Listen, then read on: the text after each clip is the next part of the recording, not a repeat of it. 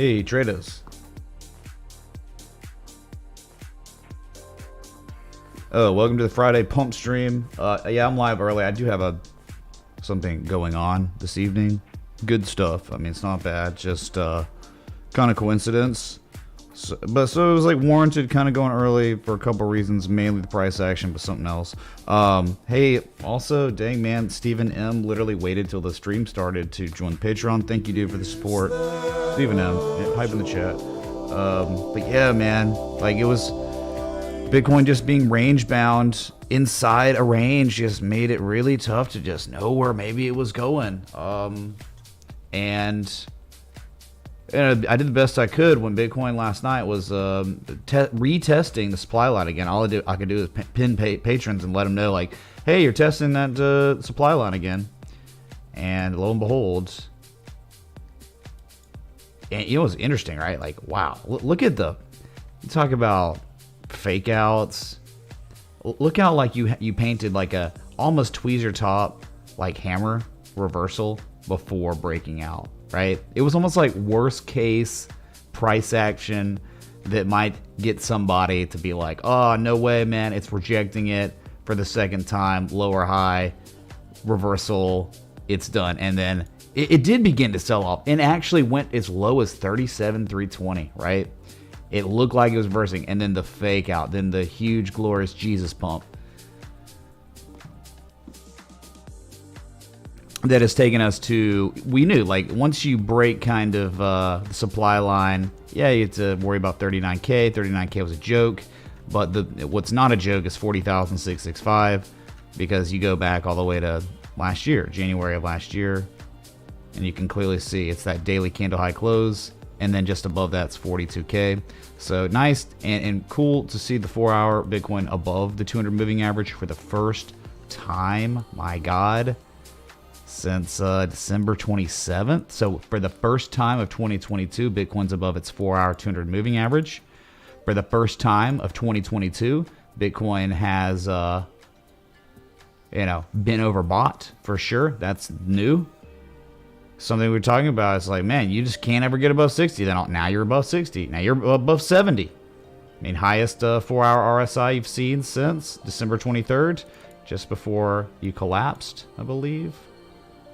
Not really. It was like you sold off, but you made a confirmation high before then collapsing.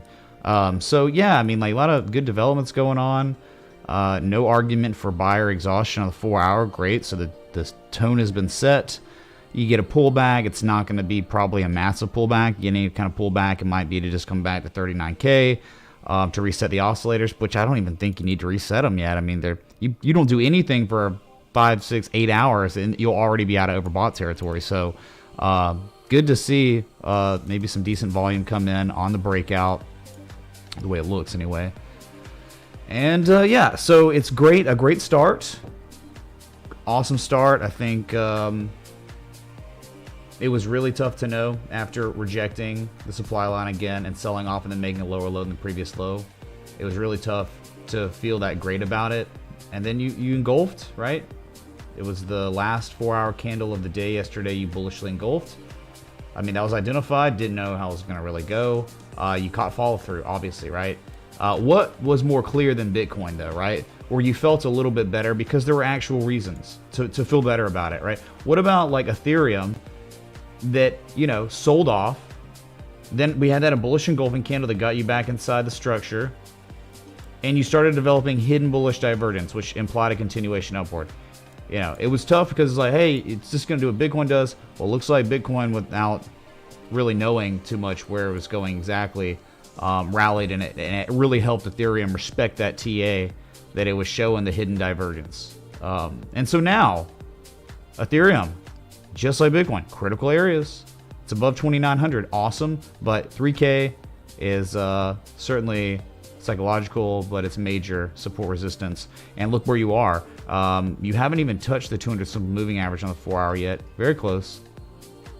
No argument at all for any kind of bearish divergence developing. It can't develop, all right, because you're building higher levels on your oscillators and higher prices. That's bullish convergence no matter what. So any kind of pullback you get might not be that bad, right? Normally, like When there's bearish divergence, it's more severe. But we saw when you had very, very well developed bearish divergence, the sheer underperformance, where if the market was truly really bad, I mean, divergence like that could take you all the way down to create an XABCD. It could start to usher in a big wave down, and it didn't. And I mean, that heart line in ways was held. It held the heart line of this downtrend you've been in since it topped out. Let's go. Nogs today, party popper. Thank you, Rabbit. And thank you, Go the Unwise. Thanks for the 10, dude. I'm sorry, man. We're just going. There's kind of a lot to talk about. Bitcoin's up. Well, it was up 10%. I mean, Ethereum was up like 11% at its high. I mean, maybe not, like 10.5. Just regardless, great stuff. But you can understand where it's awesome.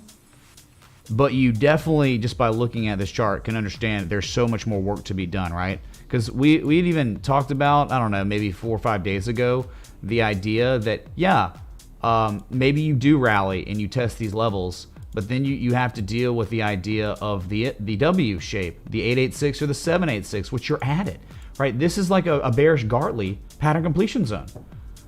And you're in a downtrend still. You are still in a downtrend, even if you broke the supply line, because you have to recapture your previous discernible highs. So, I mean, it really is just like, this is cool, this is awesome, but you cannot get over euphoric yet. You should never get over euphoric, but I'm talking about it's warranted to play the hype song or the hey song, right? When we're hitting near all-time highs. That's okay. But right now, to be thinking about hey songs and 100K Bitcoin is very premature, because you're only Wing right now, W shaping, right? I mean, like, you flip it over, think about being in an uptrend, a very well-established uptrend, and then you're creating a bullish Gartley, or you're near the pattern. So it means a little bit higher. I mean, 41,156, and then the 886, that also would be a very interesting area, because it would be just right around that 42,000 mark, which is that very critical inflection point that was created a year ago, or over 13 months ago. So I mean, like, I'm not trying to be over cautious. I mean, I think I've been that the past week. I get it, man. Early Friday. When I don't have an edge, it's really tough for me to feel confident. Happy Friday, fam. Let's go, Brandon. Y'all keep our athletes' safety/health in their prayers. #Trump24THKSFR Mitch. What's up, Hot Girl? Thanks for the 3s, man. Thank you, dude. So, yeah. Keep your athletes' safety, health in your prayers. Yeah, I mean, for sure. Prayers for everyone. Bears are on the top of the list today. Prayers for the Bears. Like, they were actually short. But I mean, like, the thing is, like, if you were short of some sort, I mean, you have to have stops. Stop losses protect you from getting destroyed. I mean, people were talking in general chat about, I mean, like, if you AMC are trading but you're shorting, Looks shorting like and you're not a daily trader, bullish or what? divergence on daily, finally. What's up, Haywood? I mean, congratulations on AMC rallying, because everything else did. Amazon saved the entire world. And it looked like the S&P futures were rolling over, and then the market opened and we reversed again, and crypto led the charge for sure. For sure it did. Amazon was top gainer, 13.44% today. Twitter was up. Enphase Energy, Etsy. Ramen is only tonight, chat. Flipped a whip. Thanks for the 7s, dudes. Yeah, dude, ramen's on him. Flipped a whip. Thank you, dude, for the ramen. Appreciate it. I'll be having more than ramen though tonight, right? I mean, if you just have a hold account, that's like got a significant amount of money in it, it's just like, oh, well, that was a nice, insane amount of money swing, right? Even though you've been losing, you don't even act like you own it, right? Most time for holders, it's just gonna be cold storage. You're not doing anything with it. That's a big swing. That's a huge swing. So, I just want to say, like, we are still in a downtrend until we breach and really hold above not just 42K, but the previous discernible swing high, not just on the daily, the 4 hour back in January 12th, and that is between like 44K and 44.5, right? That's X marks the spot. If you want a true trend reversal argument, for now you're just Wing, right? You're just creating a bearish harmonic pattern that could play out, I hope it doesn't. I hope it fails. I hope it's stupid. I hope it's just like, what a joke, man. These harmonics are stupid. Oh, and then we're just all of a sudden making like a crab, a 1618. That'd be legendary. I mean, I'm not saying that that's going to happen. That's 50K, 1618 there. But just for now, you got to at least be cognizant of the trend we're in and the harmonic structure that has almost fully developed, right? Just saying, 786 can flip with a 1618. We'll see. See if we catch some sort of reaction here. Going long right now, it's psycho, right? Just based on not just this, the downtrend, the deep retrace from the high to low, and the fact that you're just butting up against mega resistance. It's tough to be like, oh, it's great strategic entry area now, but really tough to say that it was strategic entry area last night. I mean, you just got a breakout. You know, you got a second test of the supply line, you broke it. So very good to see. Let's look at total. That actually is, it's actually like better than Bitcoin and Ethereum somehow. Let me show you. I know that sounds weird because it's an aggregate of those and many others, but like if you can clearly see that high that was created, you know, in February of last year, that has only been a resistance support, resistance support. You're breaking that now. You're breaking back above that level, which I think's really, really good because historical price action normally takes you to 2.3 or 2.2 to 2.3 trillion. So you're breaking back into another zone, right? On total, that could be very significant. A lot of upside potential if you can hold above this level in the next couple days. You'd be testing that supply line soon, maybe around 2 trillion, 1.92 trillion. I think that's a pretty awesome development on total. I like turtles. We do like totals again because of this development, but it's not everything, right? You got to recapture your previous discernible swing highs, and that discernible swing high on totals like 2.12 trillion. You want to reverse this trend, then get above 2.12 trillion, hold above it for a while, and then rally again. You know, that's a lot of work. A lot of things got to be done on total. So, good start. Like, they always start like this, right? Like, sometimes they start like this, and then they never manifest into the trend reversal. They just make deep retraces from your previous highs and dump again. The bearish trend continues. But I'm just saying, in other worlds, when you do actually reverse, it starts like this, you know? So,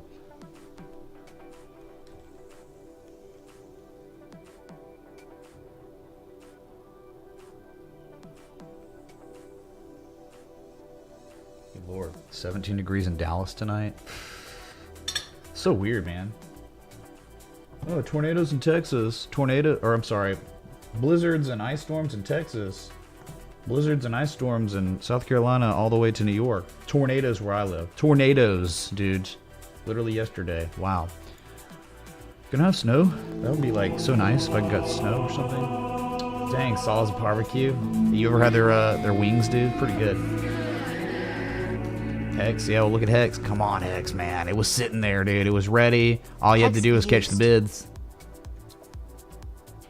We will look at Hex, friend. All right. Sol's barbecue. It's not bad. Not literally the best. Hey, yeah, Hex. Dang, dude. Hey, if you're Hexagon, 20 cents is everything. You break 20 cents, you're going probably to 34 cents. Hex, like one of the only ones that was like clear resolution could be coming if it can just hold here and catch the bids. The Gartley, PCZ. There was an argument. There was a strong argument. There wasn't as strong. There was a stronger argument on Hex for a reversal than Bitcoin as of yesterday. Okay. But yeah, it's cool because like there were so many conflicting charts, right? Like we go to the third largest crypto, which is just Binance Coin. And Binance Coin, you know, it looked like bear flagging, but then like it broke out of the bear flag and didn't go anywhere. And it's like, is that really a flag? Probably not now. It's probably not interpreted as some sort of flag, but we knew that a lot of these assets were at those 886s, making it, you know, less appealing for an actual fresh short because it had already drawn down 88%.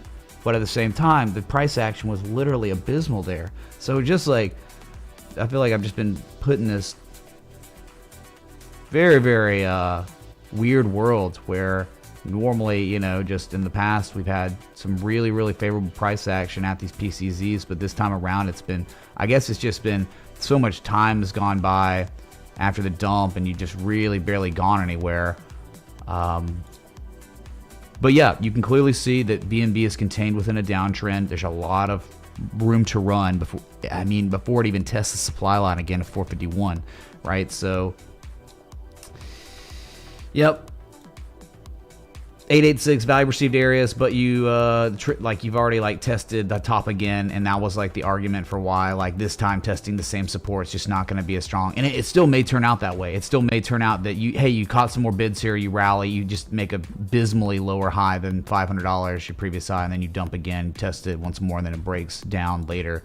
That's always possible, especially if Bitcoin can't get it together at these levels, which be understandable if it can't, just because these levels are insanely important. But my God, I will be extremely happy to see Bitcoin break 42K and hold above it for an extended amount of time. That's when we know it's becoming more probable that you could run to the next level, which is in the 50s.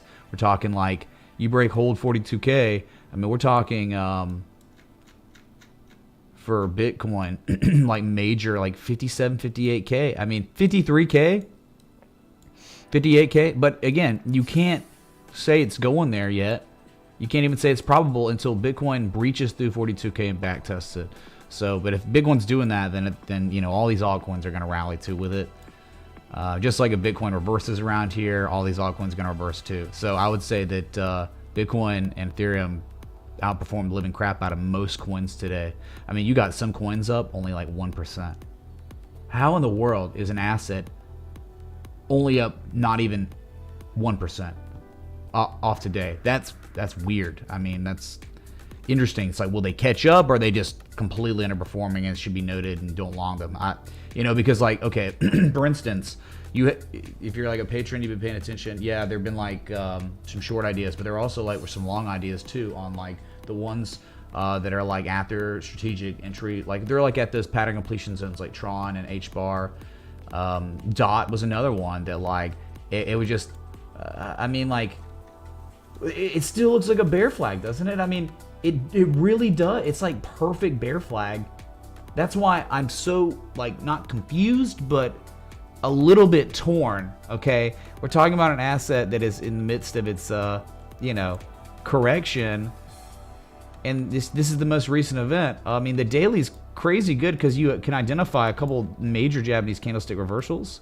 I mean, look what I had identified: a Doji Star reversal right here, January 27th, and then yesterday you had a back test of the support.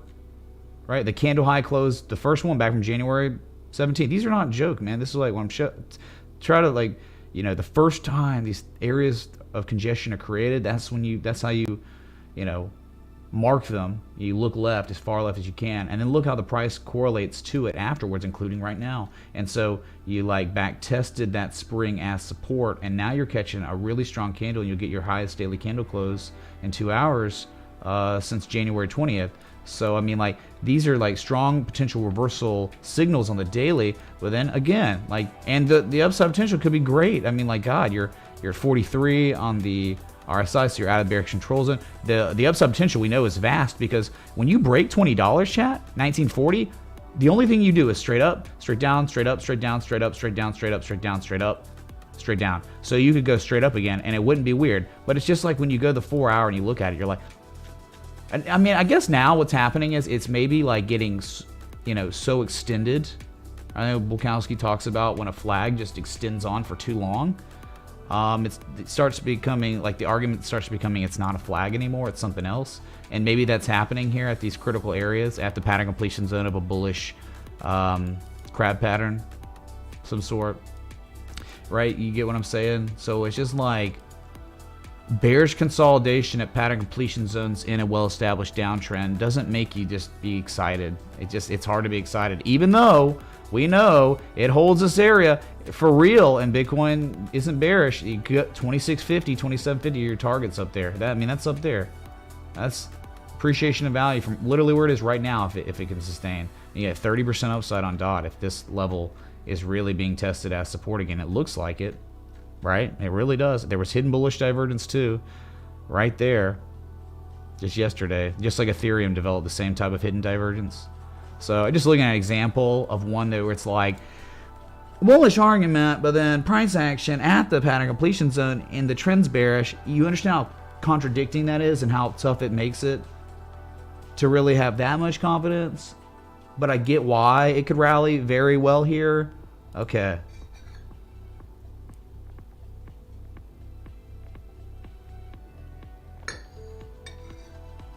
Okay, so like DOT was one, and then again, we're talking about like ones like hold on. I mean, it's early stream because of price action. That's why I kind of like not seeing the S&P yet and stuff. Let's look at the S&P. That you know, here's the thing, man. That bearish abandoned baby is still not invalidated yet, right? You still have a bearish abandoned baby. The stock market closed about an hour ago. I don't really know what to tell you about how things went today. It was a very volatile day. I mean, you opened the day 44.84, then you sold off all the way down to 44.52, then you had a huge rally up to 45.40, and then you sold off the remainder of the day and closed at 4,500 after the bearish abandoned baby developed after hitting a 618. And you're just thinking that like it could be really shallow. These are things we're talking about that we were literally saying hopefully you can just get some sort of higher low, right, and then confirm the bottoms in, and maybe with some accumulation argument, which is the higher low, and then you get yourself the dragon idea, and then it just does what it's done many times before. We've been here like monitoring these markets every day, right? And it's just like this developed back here, the same type of thing, right? In October, hey, it's the dragon developing, it's a supply line, the 2 feet, the hump. It broke out and performed wonderfully. So we're just looking for the same type of thing. It'd be a much larger structure. We want to see this thing maybe sell off some more, make a deep retrace, 786, 886 from the previous low to this high, make the higher low, and then rally and get near that supply line, and it could be actionable for a continuation of this long-term uptrend. If that doesn't happen, you understand, hey, we could be going to a recession. I mean, like, if that doesn't happen, then you're talking about a lower low, breaking critical support with very little support until like 4,050, and that's like one low. So up 0.52% today, the S&P. You know, do you get what I'm saying? It's like we're trying to figure out if the trend's reversing on the S&P because of that massive markdown. But we had a really nice rally, and now let's confirm the bottom and keep it going, and then see all-time highs. That'd be best case scenario, I guess, right? But can't get your hopes up, whatever. Dow Jones, oops. Dow Jones, similar situation, you know, down today as it tested 3564, the high from August 16th, and hasn't been able to do anything. It still closes with that 200-day moving average. I mean, Dow Jones is not any technical damage or any trouble right now, technically. I mean, it showed divergence. So it'll probably be the same situation. You're just looking for maybe a back test here. Check out? Thanks. My God, it could be if you start selling off and you back test that demand line again and it actually holds and you start pivoting, that could be an actionable long. It could be a great long opportunity. It's just like a higher low, confirmation low, and then back testing this as support again because you fell out of it. So anytime you fall out of a support, fall below a support, market participants, if there is enough strength, the market participants will push the price back above the critical supports, and then after that, they will then push the price down to back test just to reconfirm the validity of that support. So you get something like that, my God, it could be insane. It could just be like, oh, okay. Could pull an energy. You saw what energy oil did today. Jesus, dude. Thing is unreal powerful. Love it, though. $100 oil coming, dude. What's up, Nero? Thanks for the 20. Yeah, we'll look at water. Alkaline Water Company. Sponsored by Shaquille O'Neal. What's this guy talking about? Yeah, dude. Yeah, the Shaquille O'Neal saw the bullish Gartley and said, well, the composite operator painted the bullish Gartley. Then the composite operator of water literally called Shaquille O'Neal was like, all right, dude, you want to help catalyze this run from the bullish Gartley? And he's like, yeah, let's do it, dude. Pay me some money. And it happened. And it was cool, but it's already reset fully back to those same entry levels. But what's up, Tom Crown? Good to see you, dude, in the chat. So yeah, a lot of work to do to reconfirm that we're still in an uptrend, right? You got to recapture your previous highs, but again, I think we're just in that wave structure stuff where it's X, it's A, it's B, and B is working on C, and eventually you'll get a C point and then a much larger wave up, hopefully a higher high, not a lower high, right? So Dow Jones, Nasdaq, hey Nasdaq, riding the coattails of Amazon today. But really, I mean, like, in actuality, it's just terrible. Like, to close the week like this, same type of, like, abandoned baby stuff. It was more like hanging man reversal here. Not as pretty as an abandoned baby as the S&P, but nevertheless, it's still real because you gapped up and then you gapped down. So it was like a far more severe bearish abandoned baby. But my issue is, you know, yesterday, you gapped down, you rallied, what'd you do? You back tested the old resistance, support as resistance again. And then today, even with Amazon, all the king's men, right? That's what it is, man. All the king's men. You still couldn't break the same low. You still, again, on the second day in a row, confirmed what was once resistance support is resistance again. That is just not good price action. I mean, hey, Monday, you just come out the gate and just break it. Fine, that's cool, but that's just not good price action. That's like confirmation of resistance as resistance.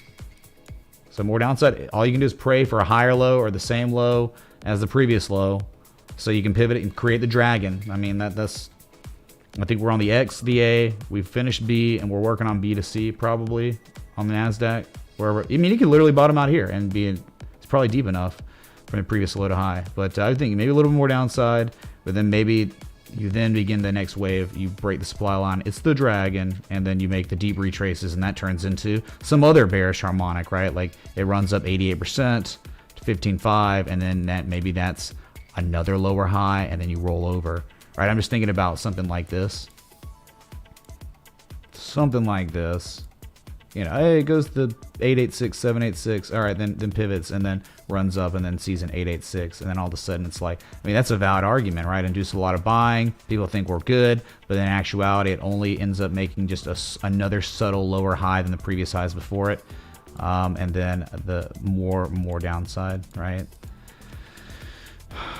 But in the end, man, you've got to eventually break. If you want the bull trend to continue, you've got to break above 16K. I mean, really, 15.7 to 16K on the Nasdaq. I just don't know how you're going to do it though, because I think what we've witnessed is a massive, aggressive market rotation into other asset classes, and tech will continue to underperform as value outperforms, and maybe even crypto, because it's such a small market cap that it's pretty easy to move the meter, as you saw today. When market participants truly want to buy, they can move it hard and harder and faster than anything else, you know, any other asset class or market collectively.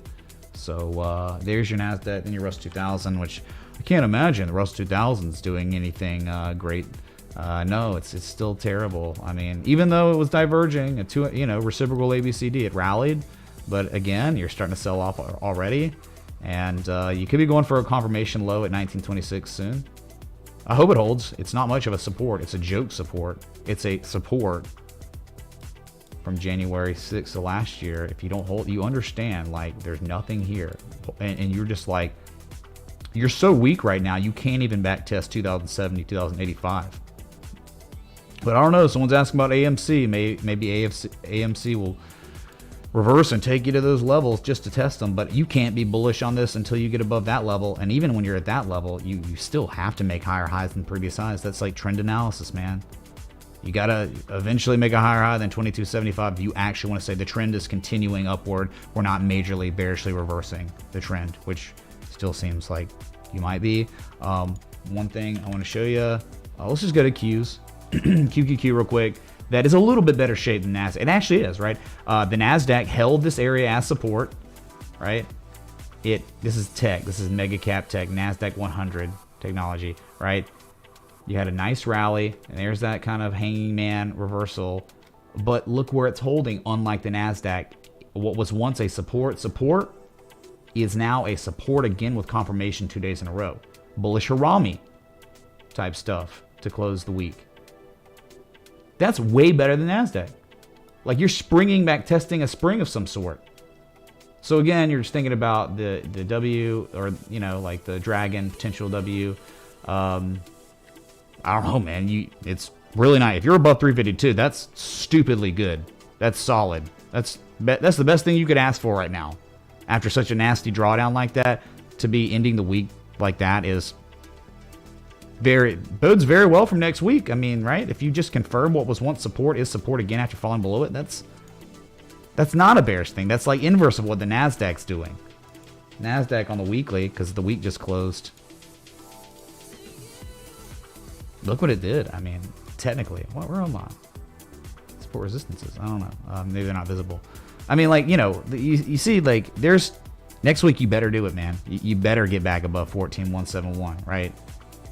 Those are the peaks and the valleys, and you just confirmed on the weekly that it's a resistance. So hopefully you catch some more follow through, but there's no edge or anything on the weekly. Come on, man. We gotta do that. Okay, so index funds out of the way. Let's look at Amazon real quick. Let's take a gander at the weekly to start it. What a freaking turnaround, right? It was all over for Amazon until earnings. It literally was confirmed breakdown, and then all it takes is one earnings report, blowout, and you got it, man. And you close the week, highest weekly candle close since January 10th, which isn't even saying much. It's not much time, but it's really not the weekly that... Well, you can't see all the crazy drama on the weekly like you can on the daily. Look, man, I'm talking drama. You dumped violently, you fell below support, you rallied, and then you gapped down. It was terrible on high volume, some of the highest volume you've ever seen. In actuality, it was the highest volume you had seen technically since April of 2020, COVID crash. High bearish volume, and then you gapped up and made the highest volume again today that you had seen since January or February 3rd of 2020. So like just before the whole market collapsed, you're making very high volume.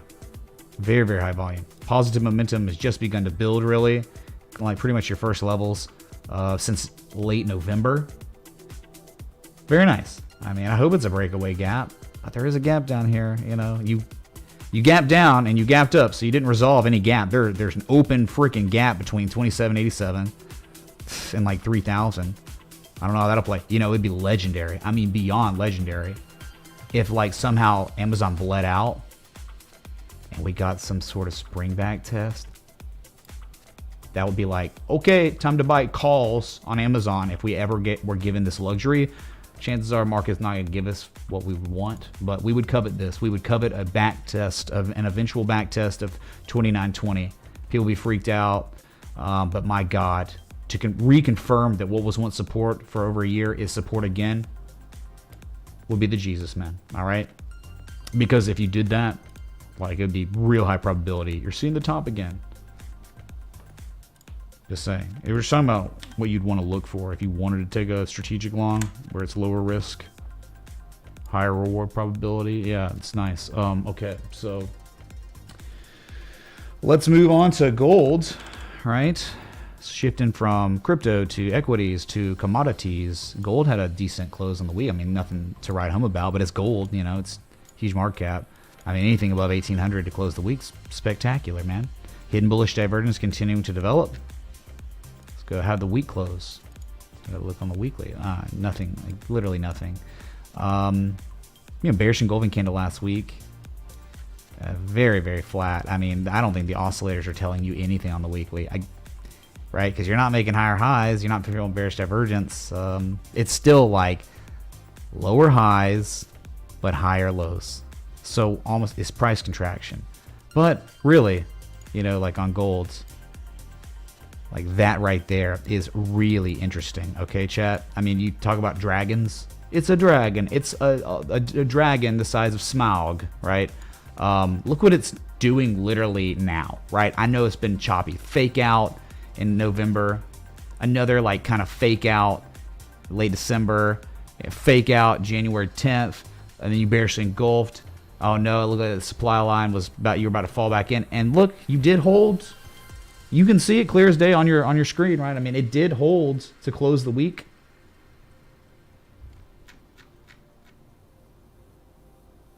I mean, it did hold the critical areas, the weekly candle close from November of 2011. I mean, you did hold, right? So, just saying, interesting.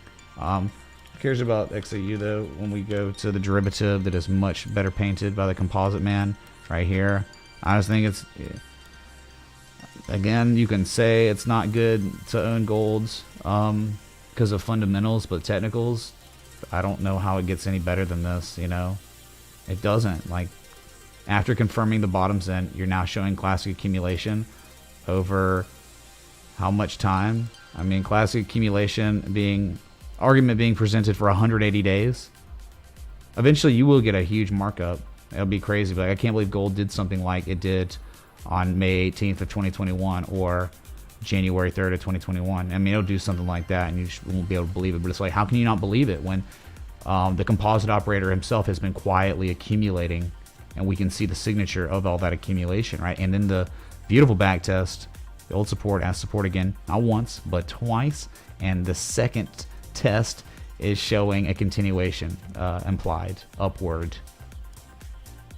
Strong. Okay, let's go to silver. Everyone's still here? Yeah. Okay, cool. Silver survived. You know, it didn't invalidate the accumulation argument. But, you know, it's not really... You got to get back above $23. So, I mean, you could still have that argument for classic accumulation going on, right? On silver. It's still there. It barely, but it's there. So, what we need in the coming week or two is now a pivot and a rally. And once you rally again, the confirmation line's going to be like $24.68, $25. Well, I mean, this is like... Normally after you accumulate and you show 3 valleys like that and you actually start catching follow through on the 3rd valley, I think it's real good chance the bottom's in. But kind of a little too early to say. I mean, really. I mean, it is. It's so true, man. It's so true that kind of what could be developing from your first low or your second low to your slightly higher 3rd low, you are maybe beginning the development of the argument for hidden bullish divergence. You got to have a pivot here, though. If you don't pivot, it's going to be not an idea anymore. I think it's a little too early, but if it starts rallying next week in the coming weeks, you're going to get that really significant time scale edge. Okay, silver.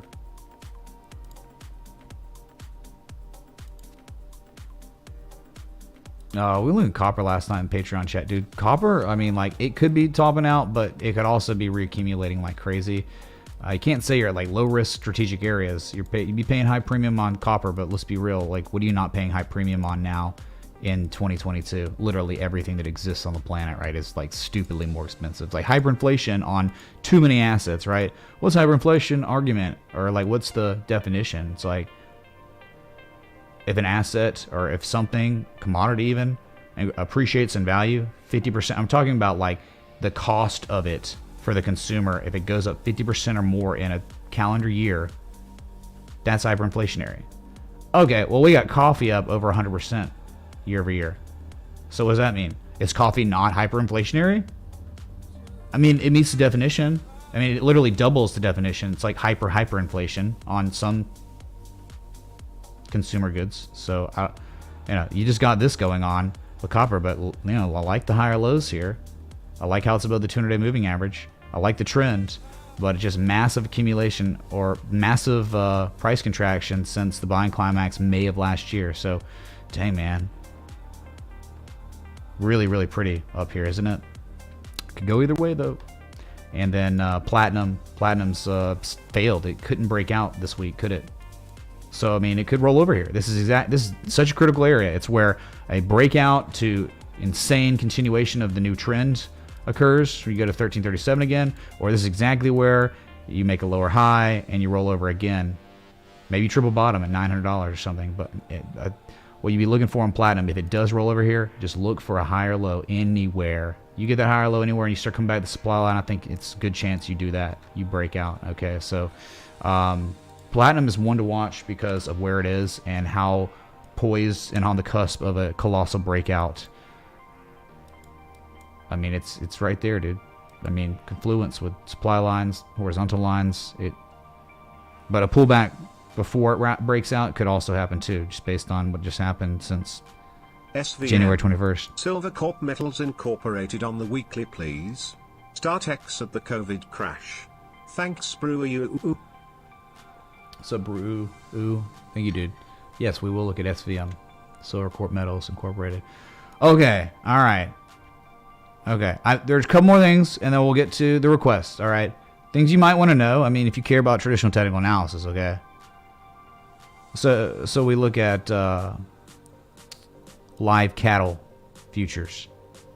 Not just yesterday, not just the day before, but today, another fresh multi-year high. Today's different than yesterday because today you've hit the highest price since November of 2015. Yesterday you hit the highest price since March of 2016. So you just exceeded a peak from March 2016. So your steak prices, chat. Here's your chart.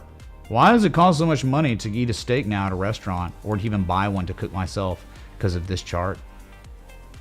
Highest price in literally 6 years, going on 6 years, whatever. And not much formal resistance where you are, right?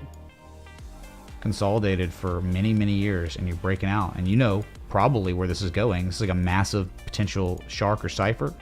So minimum target on live cattle futures that has now exceeded a 618. 152 to 161 minimum up here. This is where you're probably going on this. For just the wave structure, right? It's the wave structure. The X, the A, the B, the C, and then the D. Either it's the cipher or the shark. But we know more upside probably.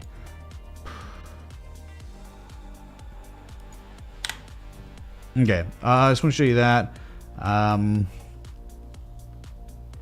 Everything else just kind of like high flying, man. Okay, let's move on. Let's go to that first request of the stream. Let's see. It was AMC for Haywood. Bow to your sensei. Bow to your sensei.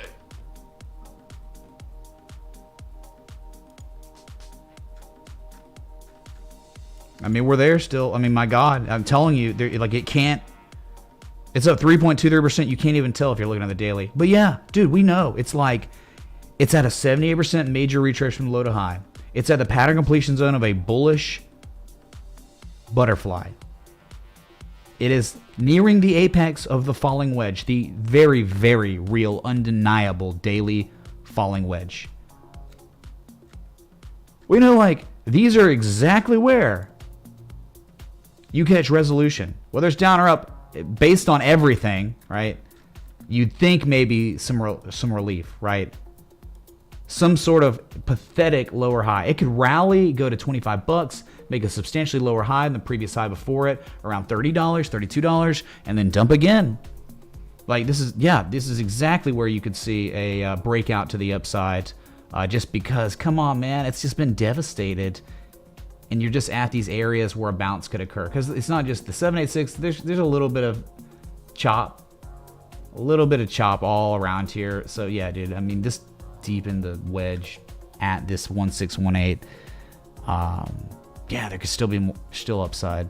It just didn't break out. It's still stuck there. I can't even believe it, man. It's wild.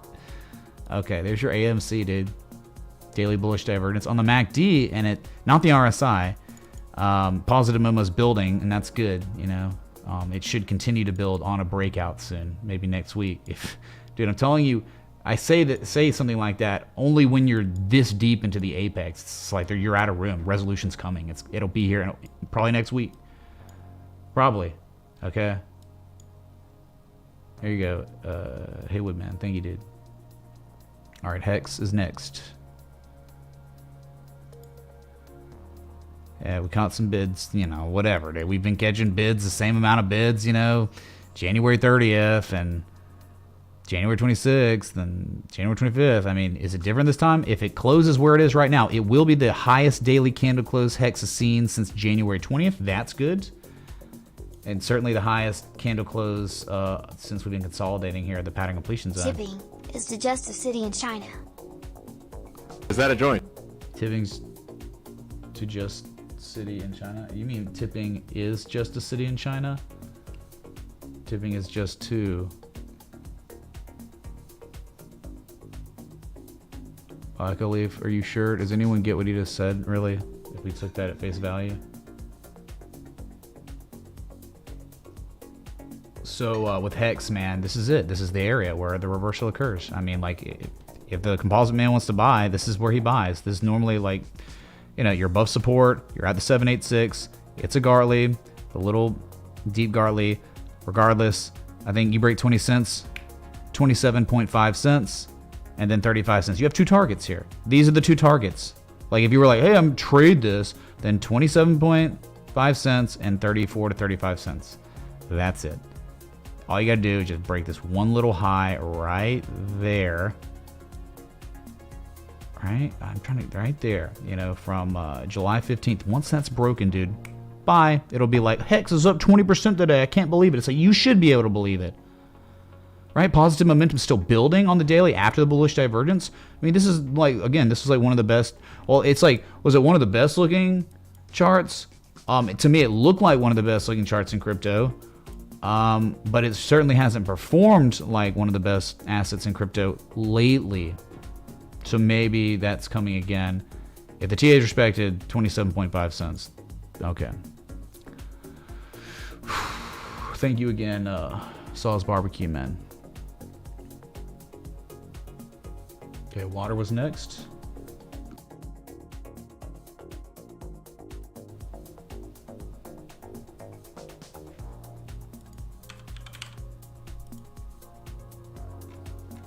Alkaline, oh my god, dude. Well, I mean, we were here, I don't know, like sometime last week. Someone requested it. We had identified the bullish divergence at the very critical area, and we said this is where a reaction could occur for sure, man. I mean, this is why they're plotted. It's been here forever, and you had a really nice close today. I mean, it's up 9% almost. So yeah, it's its own M shape, right? I mean, it's like a deep retrace. Well, did it make the 886? I think it did. It was exceeded it, right? It exceeded the 886. God, it was like a 90%, 92% retrace from that low. But this was the Gartley we were talking about, right? Shaquille O'Neal jumped on board sometime in June of 2021, July 2021, and that was it. That was the trade setup. It like played out. You know, type 2 return, pattern completion zone just happened to be in this zone of inflection. And you can clearly see what happened. It didn't quite hit the A point, but it hit the C and went very well above it to 218. So I guess you're back at the same lower risk areas. Sure. Hopefully, if it makes a subtle higher low than April of 2021, that could be insane. It's like a 95% retrace and holds. It's like still an argument for like accumulation. Even if it's very subtle, it's there. So yeah, nice reaction. Off the divergence, there could be more coming, right? I mean, I think there's probably a supply line here we could plot. Yeah, you got that going on. Is it a wedge? Nah, it's no wedge. It was just channel, man. I mean, you could try to look at it like this. This is the wedge, right? Dang, man, if that's the case, if you look at it like that, 1, 2, 3, 4. I mean, you have like 5 touches and you broke out, right? Like I'm talking about the drawdown and then the consolidation begins, right? So if you look at it like that, we maybe have a breakout of a wedge. Yeah, man. Okay, so look at that. You got a falling wedge, 1, 2, 3, 4, 5 touches, right? 6, 7, countless touches on the, you know, supply line. You broke out and you even kind of back tested it today. So yeah, I mean, you know the target, right? The target for Alkaline Water Company would be like 144, right? And that's just your next like major level of inflection from history. Yep. Interesting, man. Interesting. Yeah, like spending some time on it, looking at it. Very good. Only 2 people watching me. Sometimes it feels like, man.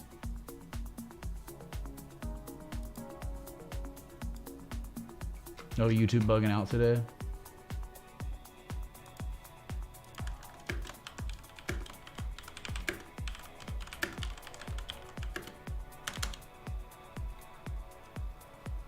Okay. Next one was SVM.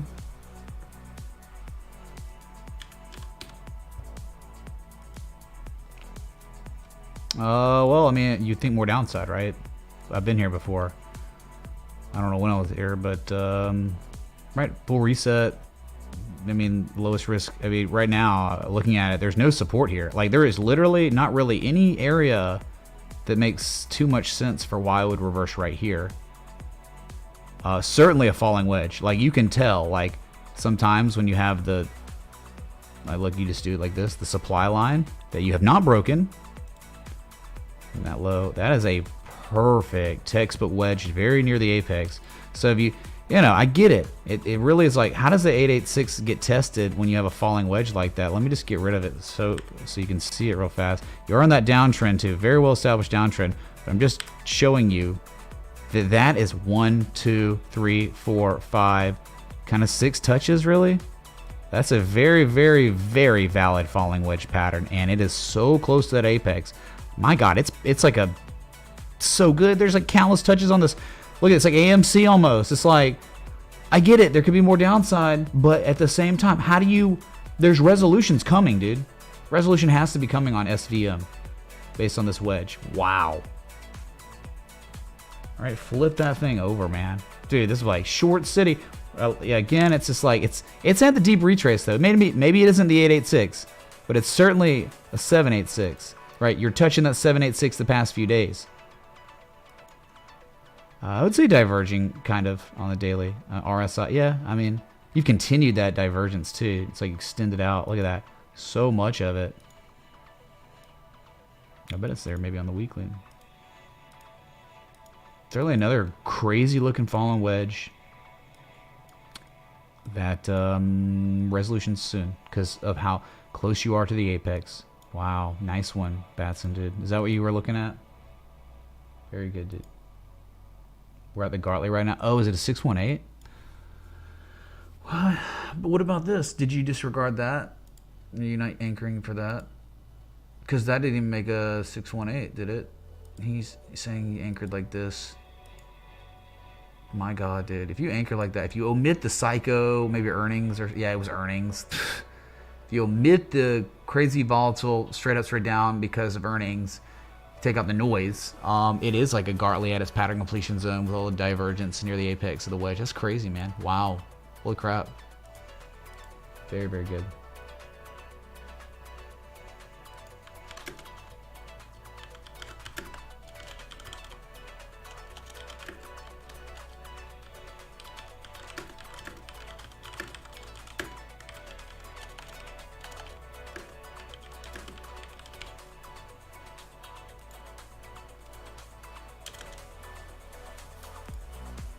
Crazy, man. That's solid, chat. I mean, if you're out there and you're watching the stream, these are some seriously good variables, aggregate of variables right here, okay? All right. I think that was the last request, man. Last request. Bitcoin's 40,587. We got an hour and 32 minutes till your daily candle close. I guess if you're enjoying the live stream and the pump for crypto, hit the like button, that bell, that sub. Thanks for being here. Yep.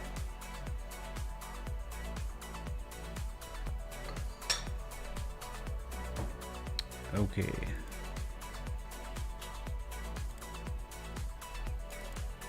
So, what do y'all think? I mean, like, what about the W? What do y'all think about the W here?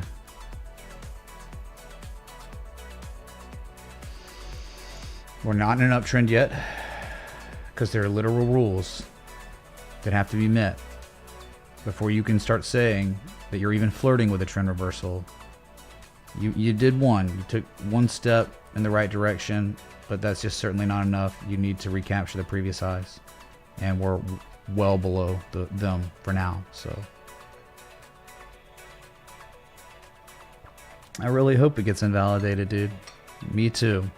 For the sake of my hold account and everyone's, dude, most people in crypto are try to long. They're not. I mean, there are plenty of shorts for sure, but just saying, like, people don't have long-term inverse hold accounts, right? No one in this world has a long-term short position on Bitcoin, right? But they do hold it for long-term, right? Because trend is your friend forever.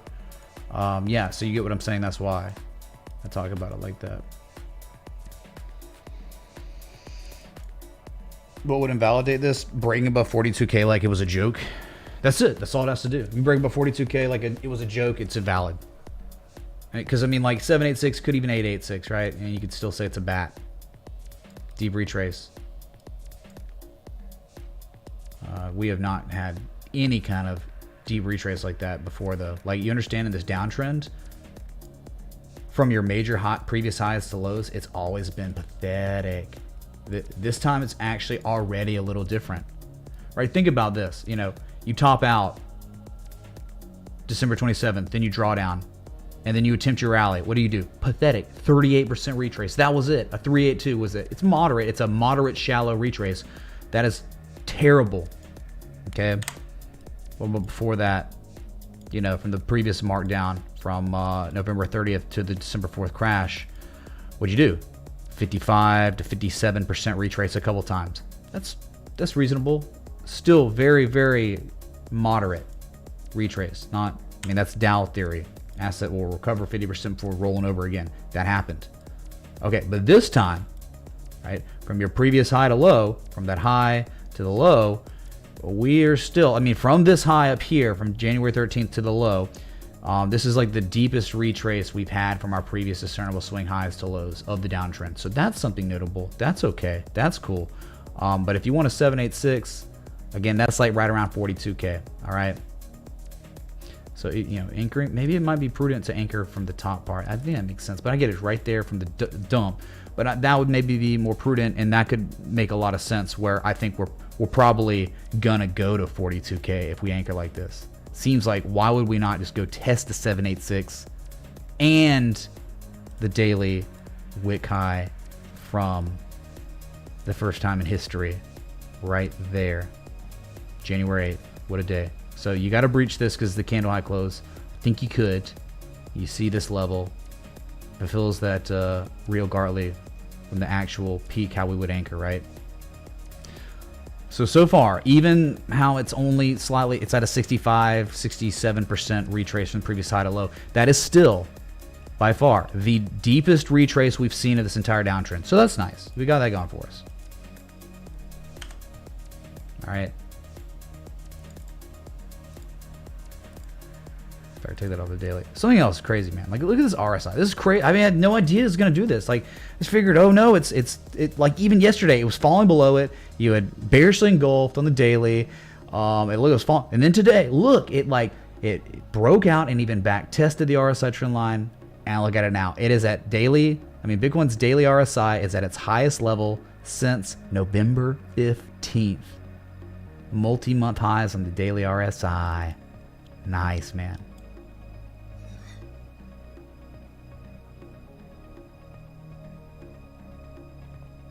I wouldn't say alts are dead. I would just say they're massively, most of them are massively underperforming Bitcoin and Ethereum today. And that's still, it's kind of like, well, what will happen? It's like, will Bitcoin just hang out for a little while and the alts will catch up? So you really, this is why you want Bitcoin to do well. This is why you want Bitcoin to break 45K. Because like when a cycle restarts or like a trend reverses or something like that, normally Bitcoin catches the outperformance, right? Because it is like the macro. So when the macro is healthy, market participants, I believe, okay, it's in my opinion, when the macro turns bullish again, that is when market participants feel more confident to believe that the altcoins are going to rally too. So then they start getting into the altcoins again. But maybe still, since we haven't made a higher high yet, a lot of participants are a little weary of the trend we're in still and understand that. So the altcoins just aren't going to catch that many bids yet because lots of work has to be done on the macro, and maybe market participants are focused on this right now. What needs to be done to reverse everything. And then once the trend reverses on Bitcoin, then it's like, yeah, license to moon on altcoins, right?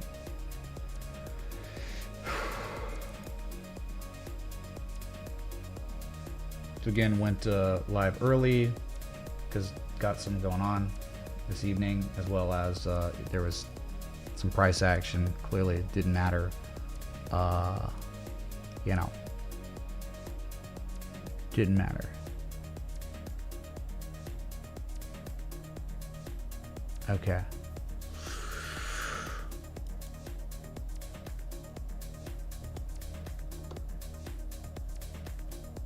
Day 87 since Hey Song. Well, shoot, dude, you're not even close to Hey Song. I'm sorry, man.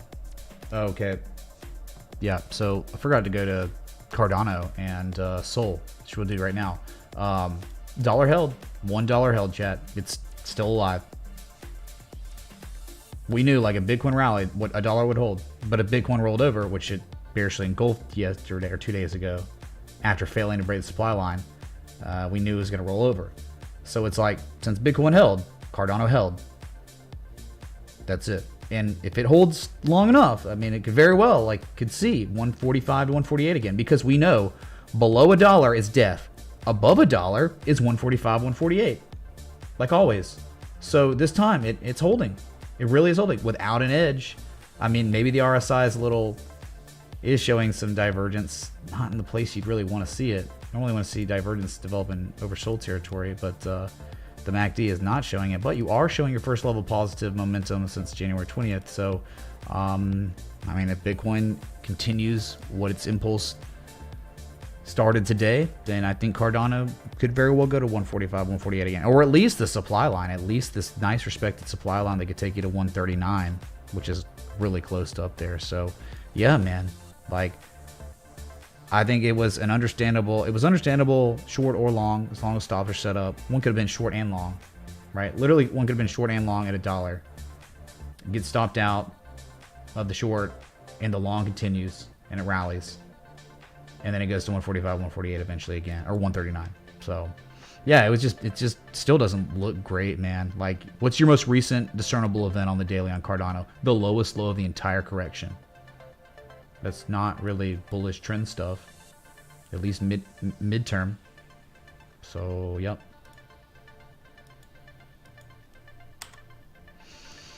Sol, since I forgot that one too, because we're just going to stocks. Sol, rally. I think that Sol could go to 124. You can go test this daily candle high close from September 21st here. I mean, that's fine, but inevitably hidden bearish divergence is going to happen. Like, you will make a lower high than January 13th, 153. And make higher levels of positive momentum when you do it. So, yeah, there could be more upside because it's so devastated. But even in downtrends, right, you catch nice rallies. Look, I mean, in December, mid-December, Sol went from 148 all the way up to 204. It gained 38% of its value in 2 weeks. You could do the same thing. Go 30%, whatever. Make a lower high, though, than the previous high, and then roll over again. So, didn't even hit a 786 yet. Just can't be sold on this one. Sold on Sol. Yeah, and Sol got hacked again. I don't think it has any bearing on the price, really.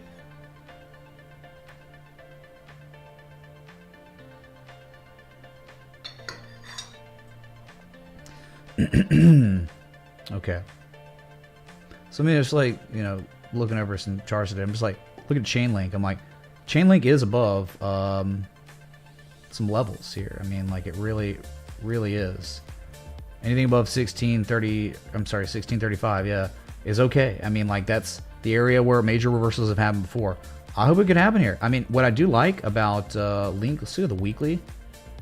Not so much on the weekly. I thought it might. 3-day maybe? 3-day, yeah. Like, look at the 3-day. You were showing some very real classic bullish divergence on Chainlink down here.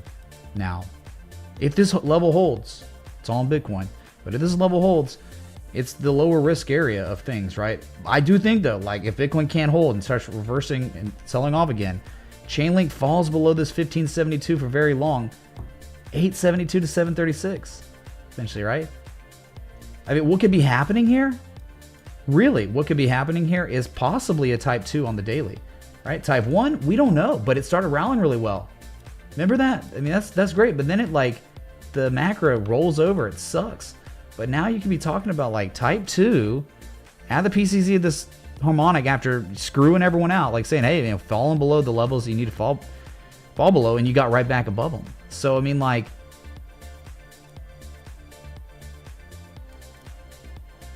whatever Bitcoin does is going to dictate if these supports hold on all these cryptos.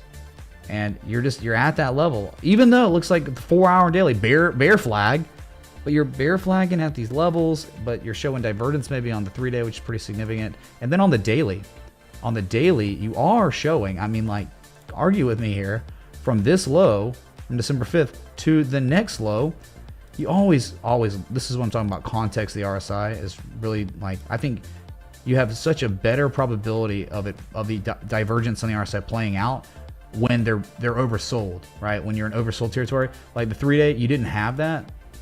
3-day, it's kind of showing some divergence here, but it's like in the bearish control zone. So it's like the upside potential just isn't as good as if you were oversold, showing the same type of divergence. You see what I'm saying? But the fact is, it's above 40. It's just right above 40. Maybe it's holding 40 as support or something on 3-day.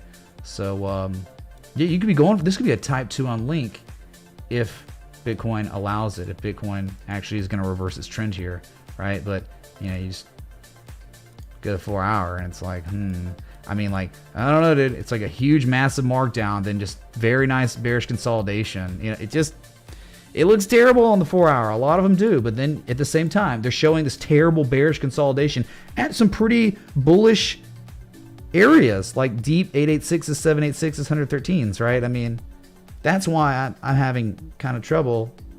But maybe, you know, maybe at these value perceived areas, type 2s, it's not what you think. It's not actually bearish consolidation here, because the whole market's going to reverse the upside. Look at Bitcoin, right? I mean, that's possible. Very possible. So you got bearish consolidation at very strategic potential entry points for value perceived charts, right? I mean, charts at value perceived areas. Conflicting-ish. Normally you're like, I don't want to see a bear flag. I want to see like a really strong, developed, like inverse head and shoulders, 3 rising valleys or something. I just kind of like, you're in a channel, I guess, but it's still kind of bear flag, but the context is just not as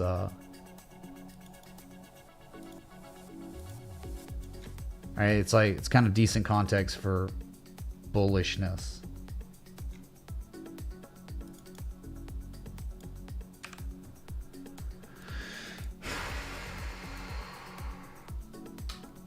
Yeah, Bitcoin dominance.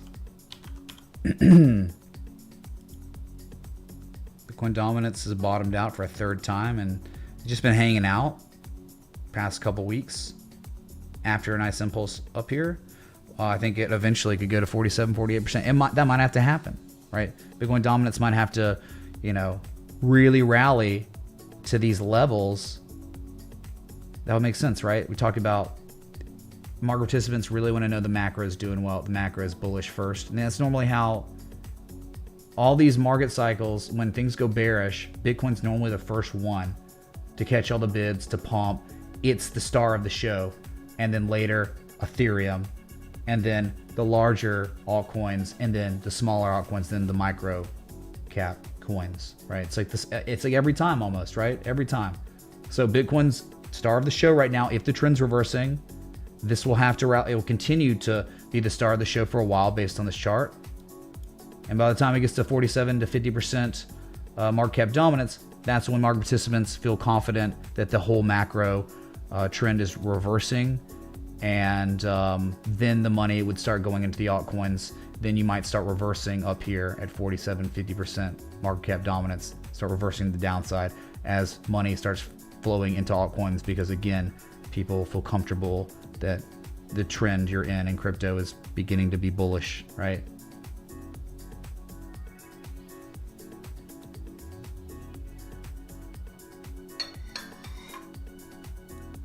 Type in the chat. Type in the chat.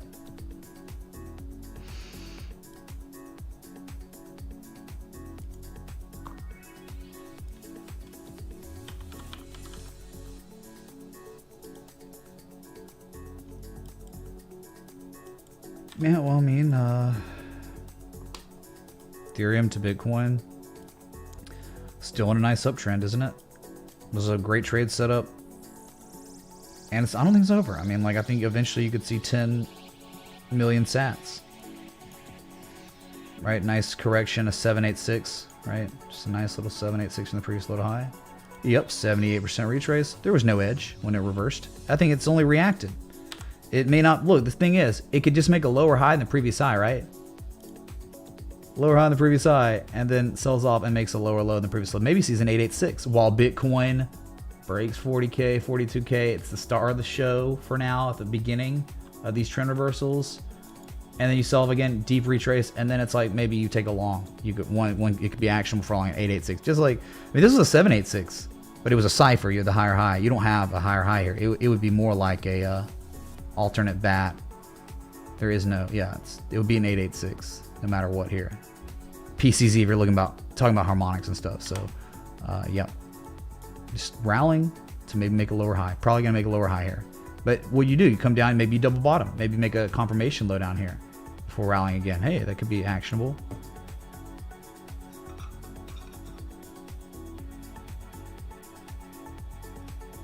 Yeah, private ones today. Crypto, I think, did massively decouple from the stock market, from equities. It's very refreshing. Something we hadn't seen in a while, and it was nice. Really, really nice.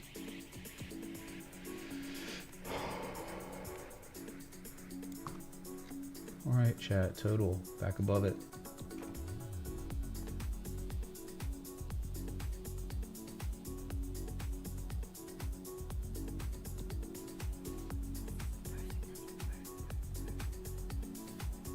Be sure to join the Discord if you haven't. Discord is pinned above. You get notified when I go live, which is cool because YouTube will inevitably fail you. Because like I went live today early, and chances are, you know, if you don't know I'm live, you may not know I'm live early if you're not in the Discord, is what I'm saying, because you may not have been notified. You might be reliant on me going live at 6 p.m. Eastern every single day. That's how you know. You just tune in. You don't even care about notifications. But on special days like today, you may miss the whole friggin' stream.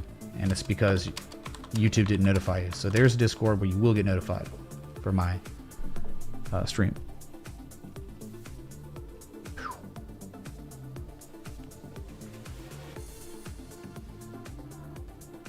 So the DXY continued to dump today too. US dollar. Bad week. Guess Thanks, what? Bearish and golden candle on the Feels DXY on the good, weekly. man. What's up, Rob? Thank you, man, for the 20. Thanks, dude. Look, chat. This is it, probably. This is probably the beginning of the reversal for the DXY. I'm thinking about a wave down, right? It'd just be a deep retrace wave down. But you did close above the 200-week moving average, but barely. You tested it and just barely rallied. So you hit almost the double bottom measure move. I mean, you were so close, right? It's been here forever. But it really is like an inflection point, 97.30. Look at this high back from 1991 and 1994.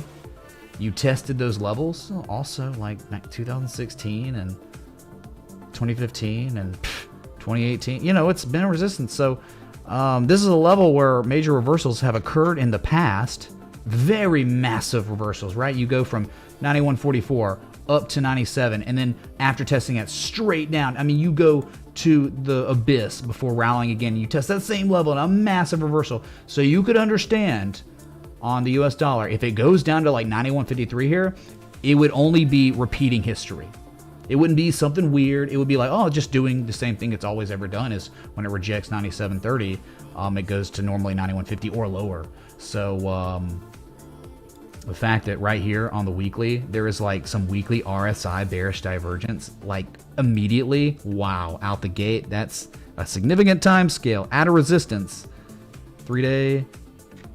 3 days pretty bad too on the RSI. Oh my God, chat, look at this. Not inverted head. This is a green shooting star reversal and rejecting that inflection point. So you have the shooting star and the bearish engulfing. That's super bearish. That's like, yep, that's the top. One time you don't know. Second time you do know. This was the valley. Nice tweezer bottom. Tweezer bottom rallied and then immediate reversal. So it's kind of like, it looks like the DXY on the daily 3-day has confirmed a top. That is gorgeous though, right? You don't, very often you do not get to see such beautiful Japanese candlestick reversals like that. That's gorgeous, dude. Very educational too, right? I mean, you see something like that at a top, that's normally a reversal. Cool. Yeah, so more downside probably on the DXY in the coming weeks, based on everything that's happened now.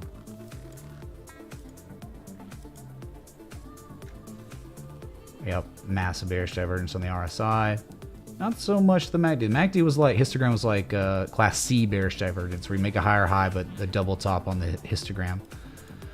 Either way, there's no argument for bullishness right now. Look at this kind of evening star reversal too. Dang, on the daily.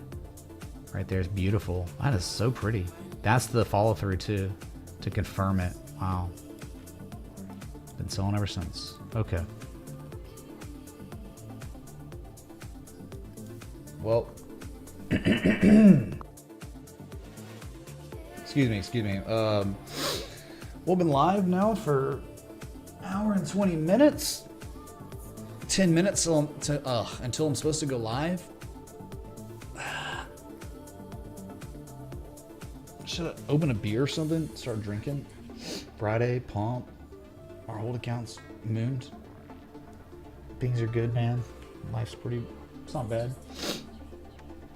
I don't know, man. Trying to generate some more hype and entertainment, you know. And I mean, looking at charts is limited on the entertainment side of things. But when I drink, man, and look at charts, y'all seem to think it's way more entertaining. So, whatever. Are we spinning? I don't know, dude.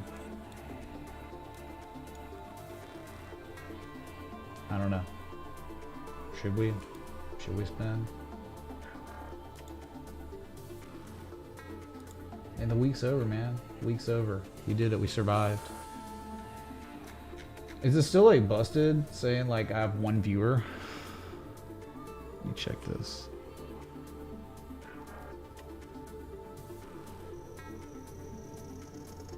Nah. It's not broken. Maybe it was just broken earlier. It's not broken for me, so.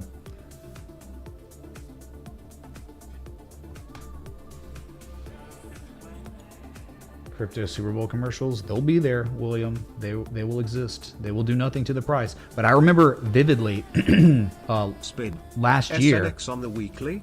Smiley face. I remember last year. The price it was just crazy moves up and down.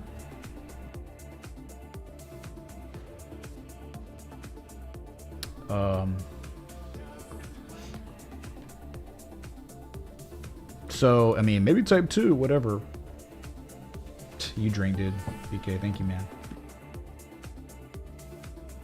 So, look at the weekly on it. Okay. Well, it can't get much worse, can it? I mean, yes, undeniable weekly bullish divergence on the MACD. Undeniable. Yes, seller exhaustion after you've lost literally like almost all your value. Wow. What a winner. Bullish Harami last week. Very real. Tweezer bottom. Very, very real. I mean, tweezer bottoms usher in reversals all the time. Yeah, you have a tweezer bottom, weekly tweezer bottom reversal confirmed, and you have bullish divergence, and you've lost 95+% of your value. Yeah, you can't say they're not stupidly low risk areas, but it's S&X. It could always go to zero, but because it does nothing, it's just a joke. But hey, you know, jokes can pump too, and they oftentimes do pump off tweezer bottom reversal bullish haramis with seller exhaustion implied at 96% retraces. Sure, yeah. Someone placing their bets, right? Taking along on S&X here is probably one of the best areas you could ever take it at. It's better than anywhere else on the whole chart. Yeah. I mean, besides 289, and I don't think you want to see 289. You want to see a full reset and a slightly higher low, just to make sure like the developers are in it still, I guess, or someone else that bought here, they still own at least a little bit, right? The answer is yes, Spin. Thanks for the early bird stream. Could you take a look at ASX, SBM on the monthly? Okay. We'll look, Tough Man, thanks for 20. Hey, I thought it was all about requesting a spin and a request is like they're different things, right? Patrons drink, get wrecked, thank you. Wow, this is going a lot different than it always goes now. First, someone's like, spin please, chug every time. First one. Okay, you get it? Tweezer bottom reversal on SNX, 96% retrace, bullish divergence on the weekly. That's it. That's a good argument. That's a very decent argument for starting to layer into some S coin. Sure. This could be substantially higher in the coming weeks, months. Yep. Don't get much worse than this. Okay? I'm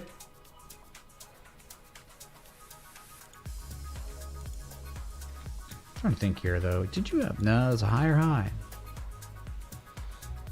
Yeah, you can't have a butterfly, really? What about this fib extension, though? Where are we at there? See, you're not even at the 1272 yet. The 1272 from the previous low to high, it takes you down to like 289. Major confluence there. Your issue with SNX is like, its most discernible event was the lowest low of the entire sell-off correction, right? Where it lost 96% of its value. Break 586, and it's going to be an easy 744. Could happen. Could be going on right now. Could happen tomorrow. But just a couple days ago, you did reject it and fail to break it. But this time, right? Look at the daily. You have 1 hour and 4 minutes until a bullish engulfing candle is confirmed. And you can almost see that momentum shifting behavior. A little, you know, I don't know. It's not really a very strong. You can clearly see a neckline. Left shoulder head, right shoulder, whatever. Not really, but you break that neckline at 744. So the upside potential on SNX if it breaks 556 for real is 33%. 33% upside on SNX if we get a beep above 556. Okay. Yes. One before we go to the other request, I just want everyone to look at. Okay. Luna. I'm having trouble to make sense of this, but if you say you missed that Bitcoin pump and you really think the trend's reversing, okay, understand how unbelievably set up Luna is. I'm talking about it. The sentiment remains bullish in crypto. Luna is your ticket, your meal ticket. If you missed that Bitcoin 10% pump, all right? Look here. I mean, it's just like you're back testing support as support. If Bitcoin's going bullish, then Luna's going to rally too, and it's at 886 from the previous major low to high. It's showing a momentum shifting pattern. It's springing and actually back testing the spring that goes all the way back to that high from September. Okay, so this is the long. This is the asset you'd probably long if you wanted like to be close to where your stop would be, right? Because you know, minimal losses. Yeah, like Luna. Look at the 12-hour on Luna, showing some divergence. Still looks good.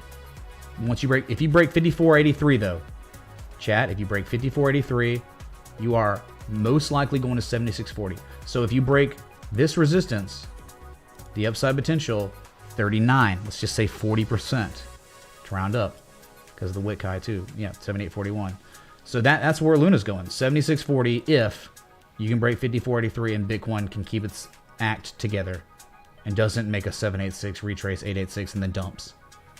Right, so Luna, I mean, I get it, you know, not the best context, but dude, it's still a freaking uptrend. One of the only coins out there that from your previous discernible swing low, you're making a higher low. So outperformer, not really performing well with Bitcoin today, but we just talked about maybe why, right? People are going to get more comfortable with these altcoins once Bitcoin really, the macro that dictates the direction of these, once it recovers well enough, then more money will start coming into the altcoins. And this could be an awesome opportunity for that, right?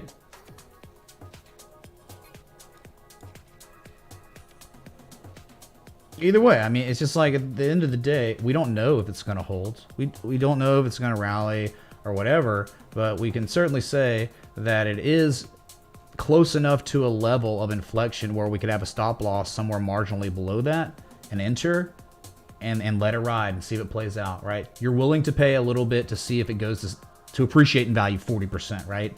Yeah, you're willing to pay a little bit. Yep. If it fails, it fails. No expectations on this, right?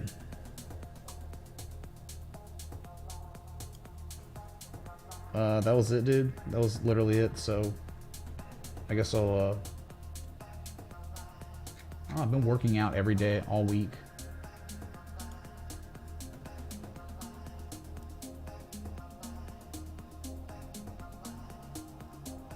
Opposite either. Thanks for the kind words, man. And it's been really tough, man. Like I don't, you know, gauging price action in the middle of nowhere. It's been very tough. It's been I've lost sleep over it because it's just been like where the, you know, like there's like edges everywhere, but like they're contradicting in a lot of ways. It's like we're at 886s, but we're bear flagging at 886s. So maybe they're not bear flags, but we're showing hidden bearish divergence in the bear flags at these 886s. They're performing terribly, but you still haven't broken support yet. So maybe it's gonna play out. It's been very, very murky, foggy lately, man. I'm gonna get a beer, I guess. Hold on one sec. Whatever. There's nothing else to do, man.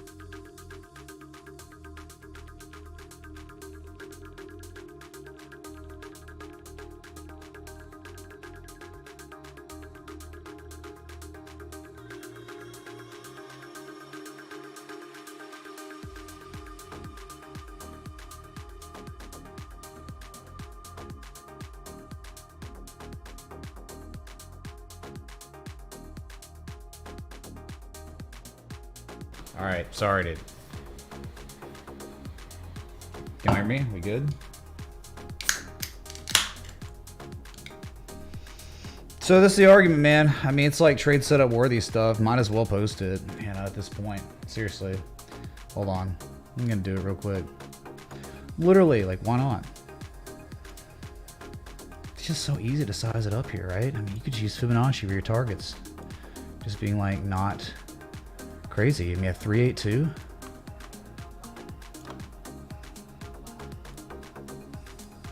Actually, you can't even use a 382. 80% though. Yeah, just each fib node.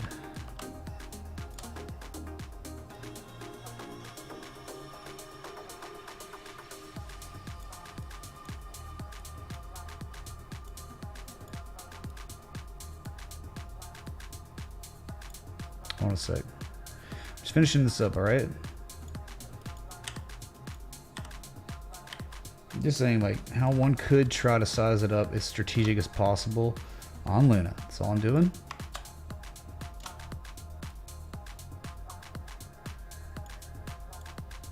Something like that.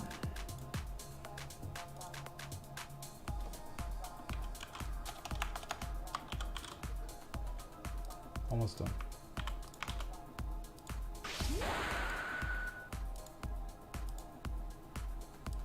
It's like chart patterns, harmonic patterns, trend analysis. That's the argument on why, right? Publication gets posted. Okay.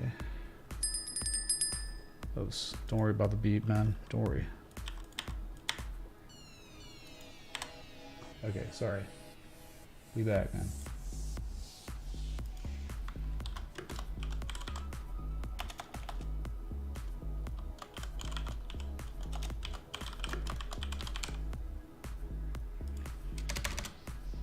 This is all, it's like, it all is dependent on Bitcoin. If Bitcoin is truly reversing, yeah, this'll play out. Bitcoin's like talking about reversing the downtrend it's been in for 3 months. Yeah.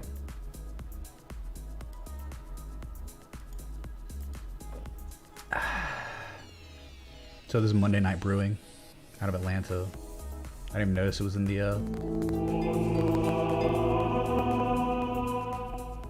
Crypto Plumber tip $25. What do you think about CHPT? I don't know what I think about it. Thank you, Crypto Plumber, for the 25. I guess we'll just go with the trend of the spin request. Didn't mean to double dip on the last request. Let the first one be for the spin. This can be for the chart request. Kangs. Okay, Duff. Or I'll just be good guy, me, and I gave you 2 spins. F it, man. And I'll do your request. Whatever. Who cares, right? Thank you, man. SPM. Sure. SPM, baby. Wheel spin, baby. Short basic note. You said Australian. Okay. St. Barbara. St. Barbara gold production? No, I'm sorry. Non-energy minerals. Precious metals. So maybe. I'll tell you this, dude. I've been here before. Been on this chart a long time ago. Can't be on the 4 hour for this. We looked at it like a wedge and it broke out and then just didn't happen. That wasn't real. That didn't play out at all, man. Dude, that's terrible. Where are you? I mean, probably be making more sense to be going down to $1, right?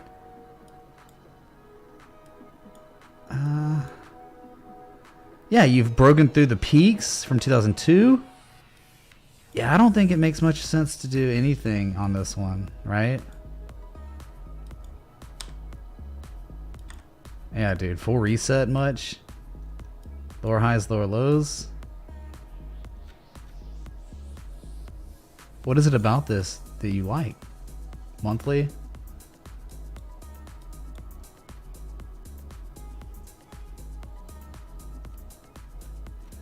Dude, I mean, oh, okay. We look at the weekly. There's your level. There's your zone. There's your like 156 to 174. Clearly a zone, right? You got peaks and valleys all over between this little area right here. You're below it. That's not good. That's just like you always want to be above those levels. Look, I mean, the straight up, straight down, straight up, straight down, straight up, straight down. Like, right? If you fall below the level, besides this couple times in history from 2009 until a couple times 2009 and one time until 1992, other than those 3 times, you always go to 29 cents after that. I would just think like it's a no trend. This asset is a no trend. There's no discernible edge on the weekly. There's no confirmation low. The divergence played out. You know what the divergence turned into? The bullish divergence, the very, very real bullish divergence of the weekly turned into hidden bearish divergence after back testing what was once that major resistance as resistance again, which is like a confirmation for more downside, right? I mean, look what it did when it showed the hidden bearish divergence. Look, it broke support and then back tested it as resistance and has begun to sell off. I mean, like, yeah, dude, it could bounce anytime, but okay, maybe wait until 174 is broken before you start getting bullish on this again. But right, I mean, like when you break a level like that and your bullish divergence performs so bad, that tells you what trend you're in. You're in such a bearish trend that this, in bullish conditions, divergence this strong on the weekly could turn into a massive wave up. But it didn't, did it? It did nothing. Literally nothing, dude. And there's no help on the RSI either, right? So to me, it's just, I don't think, minimum, you wouldn't even be looking at this till 111 or $1. And then even then, you think probably 30 cents is the best, lowest risk area to long ever. Monthly divergence still building though. Sure, yeah, sure thing. Monthly bullish divergence.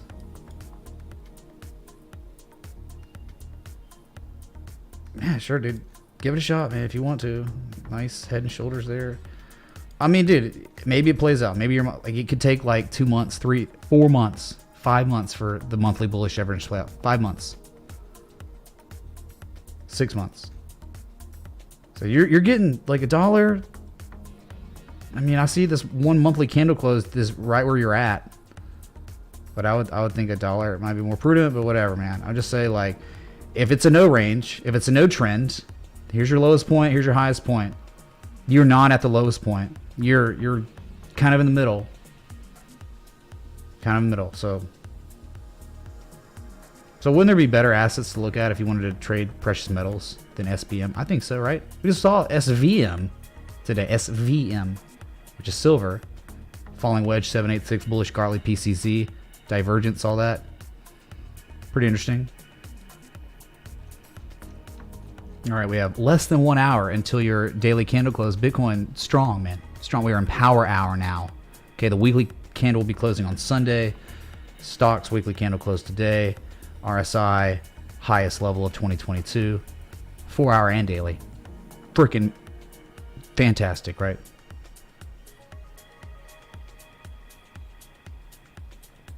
Been in it long term. That means sorry for your losses, dude, because it's only been selling off for over a year, probably, right?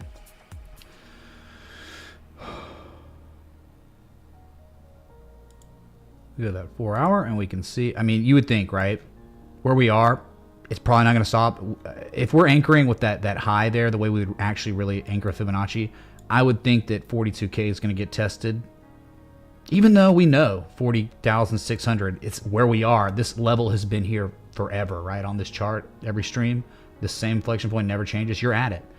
You're at the beginning point, but it's a zone. It's never that easy. So it's like you chop around. Look, I mean, look at the price action correlation. Like, you hold this bottom part, but then you rally and you back test it and hold it as support for a rally. And again, clearly there was distribution.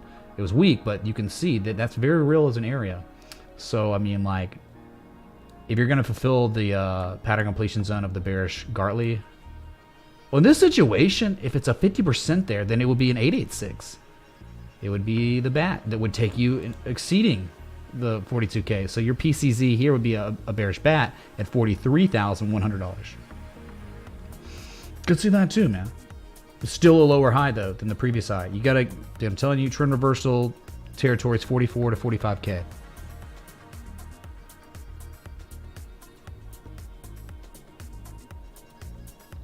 What's up, Richard C? Thanks, man, for the kind words. Thank you, dude. Loud news. Net. Thank you, man. Appreciate the kind words. My God. Yeah, very, very kind of y'all. Best community. Seriously. Sorry, I'll take the wheel off.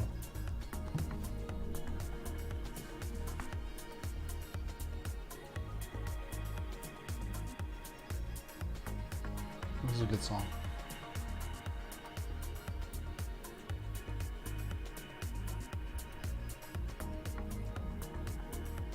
Okay, I've got something scheduled in an hour and 15 minutes, so y'all can get me as drunk as you can for, I don't know, at least 45 minutes. Probably gonna take a shower before I go to this thing, because that would make sense.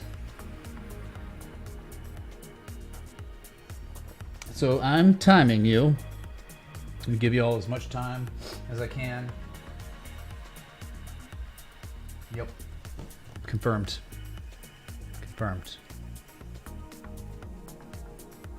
So Luna, if you missed the boat today on Bitcoin, Luna's still at those lower risk areas. If you're talking about if the trend's reversing to bullish for crypto, Luna would probably be a good ticket in. XRP, I know it's only up 5%, but hey, look, XRP is another one of those where it's like, dude, it's at the PCZ. It's at the last line of defense. If it doesn't hold this, it's screwed. The argument for accumulation ends if it doesn't hold. It held. It's holding, chat. XRP. Moon Boys. Are there even XRP Moon Boys anymore? This is it, man. This is like make or break. If it holds, huge upside potential. If it doesn't hold, huge downside potential. So it's like at 886, these are the areas where people can make good money if it plays out, for sure. It played out very well on this. Even got the massive, beautiful confirmation low in July, like everything else, most of the things for the rally, but just underperformed, made a lower high than the previous high. And now it's just all it's doing is making lower highs. Still making higher lows. What? Accumulation, distribution. This is like this whole market. It's like XRP. It's like higher lows, lower highs, neutral, hard to gain an edge.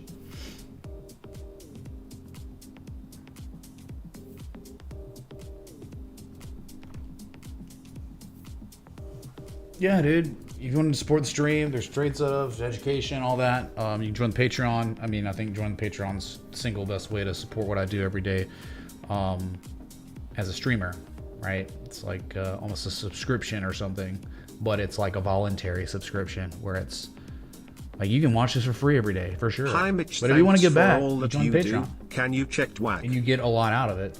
DWAC, yeah, that's the next request, right? Wait, did I look at the CHPT? I don't think I did. Maybe I did. Hold on. Charge point. No, I didn't see this. Charge point. Disgusting, man. Now, at one time, it was awesome. CHPT. I mean, there was an amazing bearish harmonic. There was a falling wedge that played out. And when it played out, it hit the supply line, and it's dumped to the abyss. It's now sitting at like these other levels. Kind of running out of support here, aren't you? Charge point connect.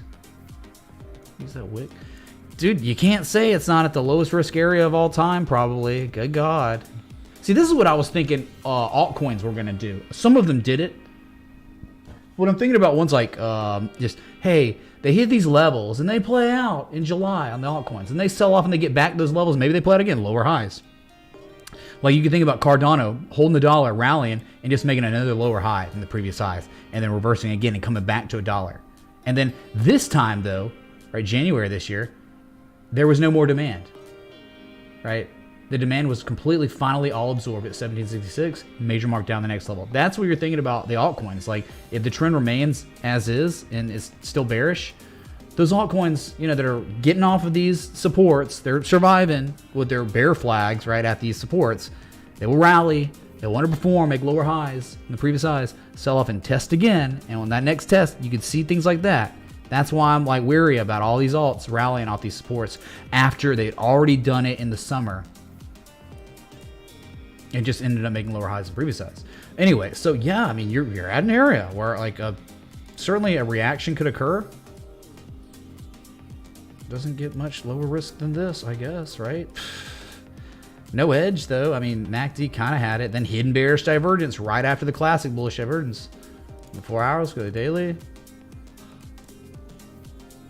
Daily bullish divergence on the MACD, RSI none.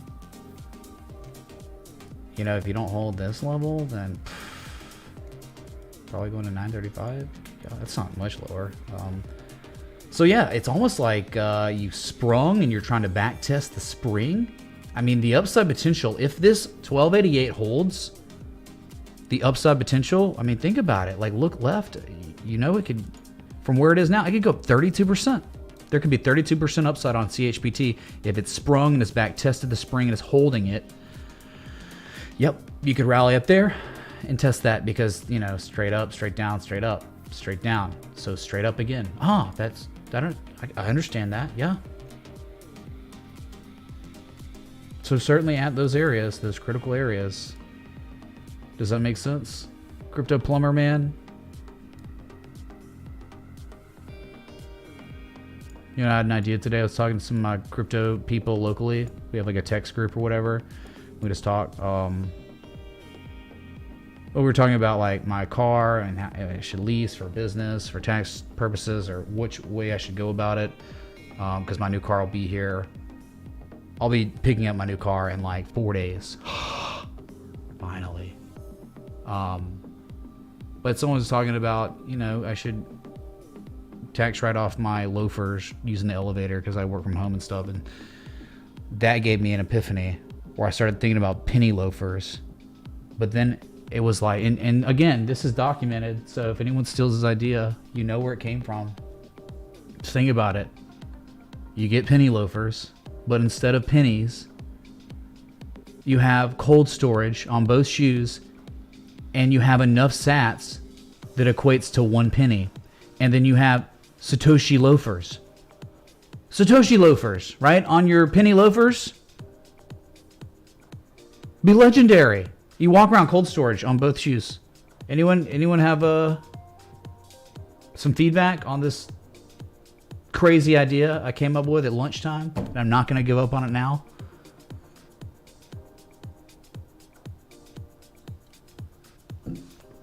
I just need to know, you know, I want to see some reactions because it's like, hey, is this stream even live? It says I have 1 viewer.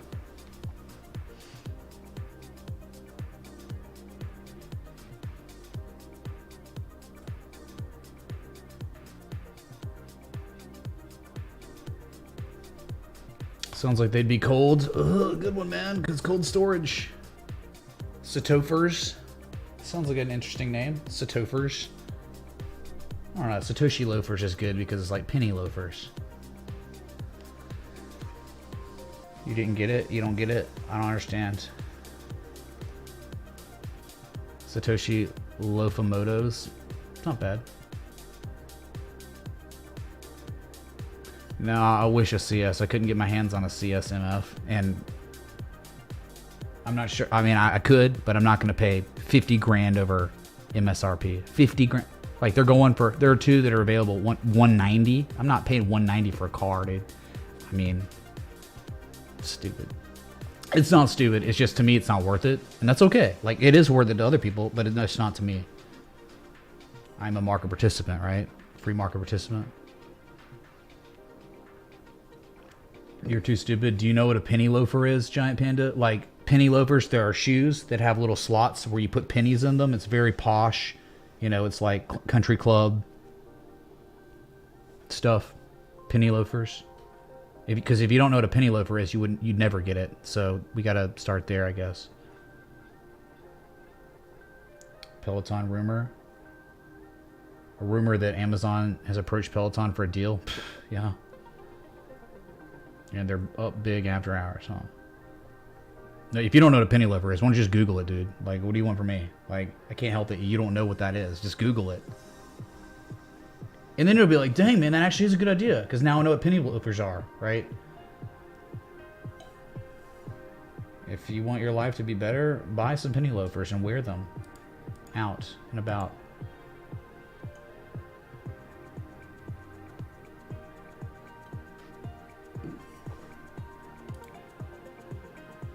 Cryptos. Be cryptos. Good God, people don't know what penny loafers are. Wow. Dude, it's pretty, you know, like whatever, dude. These are penny loafers, chat. You see this? You can literally put a penny in them. But instead of putting a penny in your penny loafers, you put literally a little cold storage wallet on each one of these, and there is enough to equate to 1 penny. And they're Satoshi loafers. That's my idea, chat.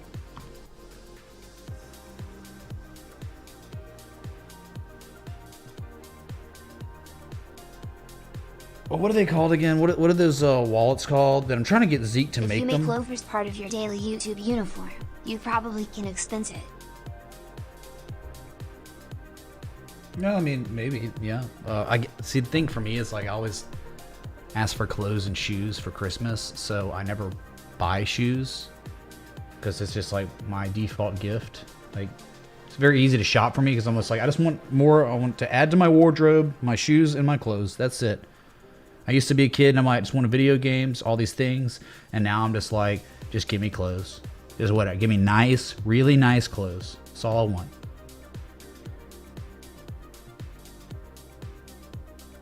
Oh man, you just checked. Teespring doesn't offer Satoshi loafers. We're screwed then. Screwed. I mean, yeah, dude, getting custom made script R on Satoshi loafers would be legendary.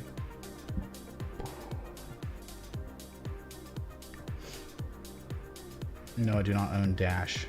No. I own Ethereum though. And Bitcoin, man. And a little bit of Luna.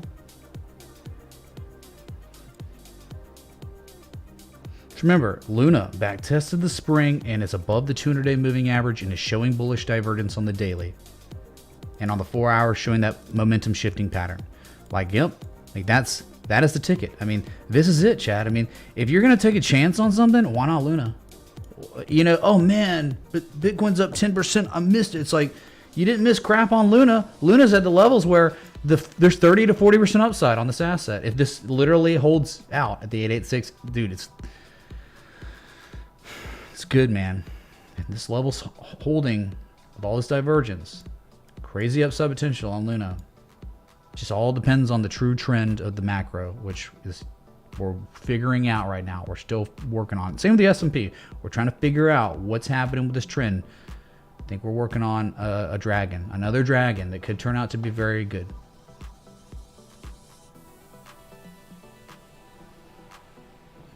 I mean, no, I'm not saying I missed out or others missed. I'm saying like if they didn't own any Bitcoin or Ethereum, they did miss out, right? I mean, like on that pump. I mean, but that's the whole reason why you have a hold account that you don't touch, because sometimes there's not a real discernible strong edge at a critical support when crypto bounces.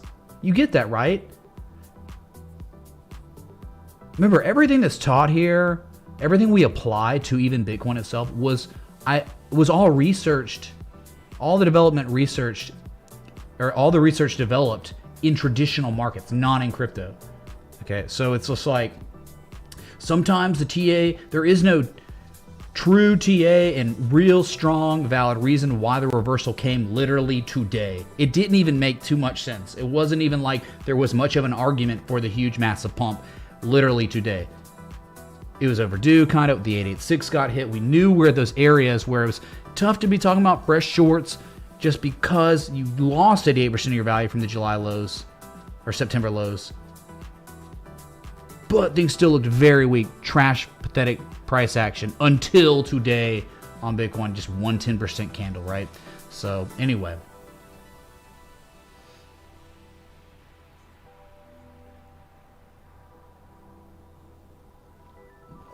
Dash looks like it has more upside than Luna. Well, here's the thing, man. It's like, you know, Dash, its price. What was the price in 2018? What's the price now? They're kind of close. They're about the same. Not much difference. Luna is in a massive uptrend, and all it's ever done is made higher highs, higher lows. Dash doesn't do that.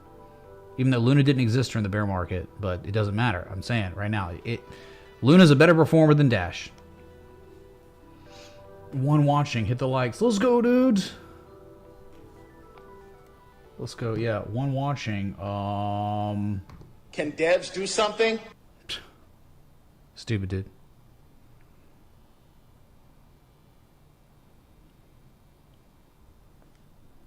Oh, goodness, it ended. It ended, man. Hold on a sec. Let me get another set playing. I've got, I'd say I've got about 25, 30 minutes until I got to go. And I got to get ready. I got to shower and all those things. So we got a little time to hang out, to drink, to chill. I'm almost through this thing, dude. Adam survived bullish and golden candle yesterday. Big night out. Adam was one of those where it was just like, yeah, we were here yesterday even because we talked about, hey, right? You fell out of the support. You fell out of it again. You held twice. Then you back tested the spring today before you engulfed. Dang, man. So it was also like the same M shape. This is like a trade setup posted, and it got stopped out because it went to 100% retrace from that low because it showed the M shape. Maybe it wasn't too formal of an M shape because of the double top, and that might have been it. But certainly continued showing bullish divergence on the oscillators. And the fact that you confirmed the bottom here was really, really strong. Like, so Atom maybe it was going to roll over. Look where it is. It's above the inflection point. It's like Luna. It's kind of pulling a Luna right now. You get me? Kind of pulling a Luna where it's holding support. And all it does is make higher highs, higher lows. All it does is outperform literally everything. Mostly everything in crypto. So maybe it's trying to do that. Now, again, though, until it recaptures 37 bucks, it's kind of correcting, right? The high, the lower high, the lower low, the lower high, the lower low. So you rally and even run up to $34 and make a lower high. The downtrend continues. So, I mean, it's cool that this area held, but we got to get some stuff. Now, one thing that's pretty cool, look here. Dang, dude. TRT founders would like to buy you a 12-pack of shrimp-flavored ramen noodles for you to enjoy. Oh. Just make sure you don't give any to Zoner. Thinking about shrimp-flavored ramen noodles sounds good, I guess. I haven't eaten ramen in a long time. Don't disown me for that, but thank you. Yeah, ramen's on you, dude. Well, isn't ramen noodle like, it used to be like 25 cents a pack. Now it's like $3 a pack probably. Something stupid now. Because inflation connect. So here's Atom. Here's your supply line. You want some good things to happen, you got to break it, right? But yeah, I mean, it's good. If you're above 2650, 2850, you're in great shape. At least you're safe until you fall below those. And so, but the issue is you're not breaking the short-term downtrend until you recapture $37. Okay. But yeah, I mean, that type of price action there is very good. I mean, that's awesome. Look, sellers tried January 22nd. They tried the 31st. They tried February 3rd. They failed 3 freaking times. Pathetic attempt by the bears to drive this price lower. Just another higher low, just another higher low, and low, and higher low. What an uptrend, right? The uptrend is not done yet, clearly. And if Bitcoin keeps rallying, this thing is not going to roll over. There's no chance this rolls over if Bitcoin keeps running. If Bitcoin reverses this trend, this thing's going to go to all-time highs and beyond. It's because it's such an outperformer. It's so close to its all-time highs compared to Bitcoin, right? And Ethereum. We got 28 minutes and Bitcoin's about to go green on the 4-hour. We got power 30 minutes. There's actually an asset on TradingView called the Hey Song. No way, dude. Are you? Fake news. Oh my God. 1, 2, 3, 4. The Hey Song. Chat. Here is the Hey Song. What? We know it's an uptrend, don't we? Dude, this thing's been around for a long time, too. This thing's been around far longer than the meme here. The Hey Song has been around since 2005. What an uptrend on Hey Song. Ooh, Composite Man's reaccumulating, certainly. We have reaccumulation from the composite operator. No doubt, man. Right, talking about reaccumulation because massive long-term uptrend and then stalls out for years, for 7 years, and making higher low. Dude, Hey Song, bullish on Hey Song. Spin for Ramen. Look at it. If I can find it. Here you go, Kaizen Raymond. Thank you for the 20. Just a goal. Get right.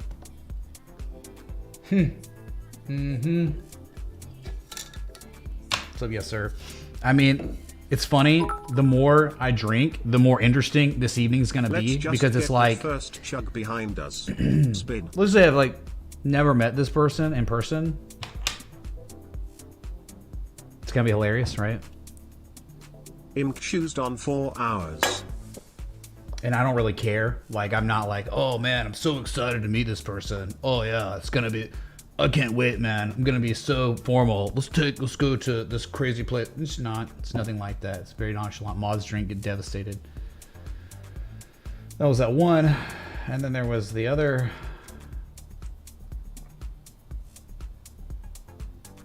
Not nothing. Let me get the other beer though, because I'm definitely finish this other one without any help from y'all. So.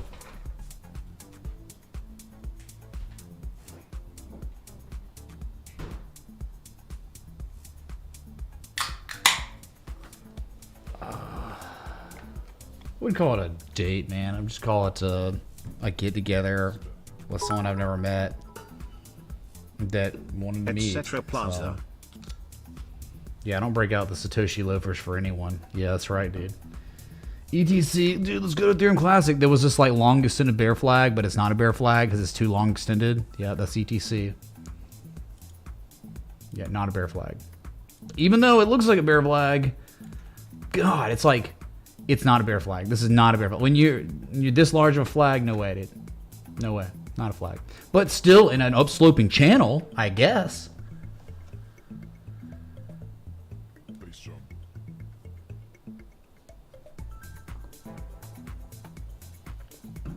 Later that evening, can devs do something? Connect. Get wrecked, dude. Oh, let's just play it for old time's sake. Dude, I don't know what to tell you about ETC, man. Like, where are you? I think you're in a massive correction like Sol, and eventually you can see 10 bucks again, easy. Does anything stick out to you on this chart like, oh, I can't wait to go long on ETC? Do you think this is such an important support from April of last year? No. I mean, I'm just spitballing here. We'd have a, supply line. You're way off that supply line. What about the demand line? You held the demand line. I think there's a lot of upside, I guess, right? If you're going to go test that supply line again, Jesus, dude. $43, $44 eventually. But I don't see anything that's just like sticks out like, oh, the system that is applied here and taught here, all the variables stick out, not here. Like, again, it's kind of Luna. Luna's like Luna, Algo maybe, HBAR, Hex, Tron. Those are ones where it's like lots of things making sense for potential reversals. ETC, it's like it might just run with Bitcoin. It's just doing what Bitcoin did. It's, not even close to its previous high, which was January 19th at $35. It's at $29. It's still so many percentage points away. Like, I just don't see anything that sticks out as like legendary, on this one. 786 meh. Yeah, if it's a 786, then let's wait for the 886. I mean, waiting for the 886, there's nothing wrong with that ever, right? You just made your lowest low of the entire correction. Lowest price you had seen since April of last year, just like a week ago. So I get it could very well rally here, but it's normally you like seeing double bottoms, inverse head and shoulders, something at the bottom, something to you have nothing here. You just have this rally. That's it. That's not like you want a structural, like if you're at a 786, then give me a Bulkowski structure. Give me some sort of consolidation structure that implies a potential reversal that all market participants around the world can all identify together and we all go long together because we all respect the TA. That's normally how it goes, right? That's normally how big moves can happen. Collective big moves, everyone gets it, all sees it at the same time, right? But here, what do people see? They don't think they see much of anything on ETC.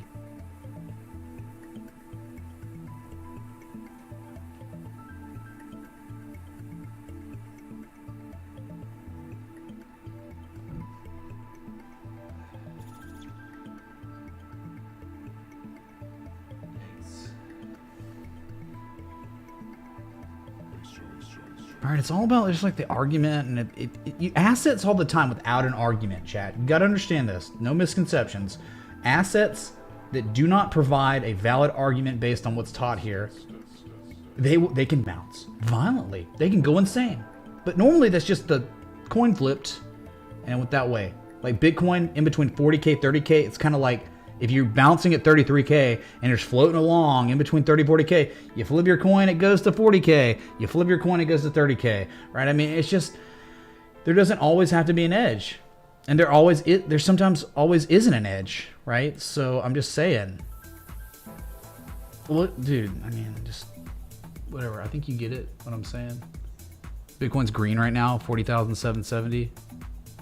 21 minutes till the daily candle close. Join the live stream, like button, bell, sub. We're thinking at least 42K maybe soon. And if we're lucky, we get an 886, which is at 43. So this is the idea, kind of. I mean, it's a bearish Gartley, bearish Bartley, 42K, 43K before we pull back some. The good news is, though you are overbought for the first time in 2022, there's no argument for buyer exhaustion. Finally, my God, it's almost like every effing time something happened, it was just like either, oh, it's just another lower high, or bearish divergence is developing, or this. There's always something stupid and bearish. Finally, Chad, after breaking the supply line, there's not an argument for bears on any time scale right now after that breakout, right? There's just not. And that's something that hasn't been, dude, I'm talking like, how easy has it been to discern, oh yeah, classic distribution, oh, the shorting thrust, bullish divergence, maybe rallies, underperforms. Oh, it tops out with bearish divergence, dumps. Right here, classic distribution. This was here, it was so easy to gauge the dump was happening, dump. Same here, it's like, yeah, you knew it was probably of a dump. But now it's like the deepest retrace we've seen of the entire downtrend from the previous high to low in this downtrend. And no bearish edge, finally, my God. That's great, man. That's like, whew, something's changed today on this breakout a little bit.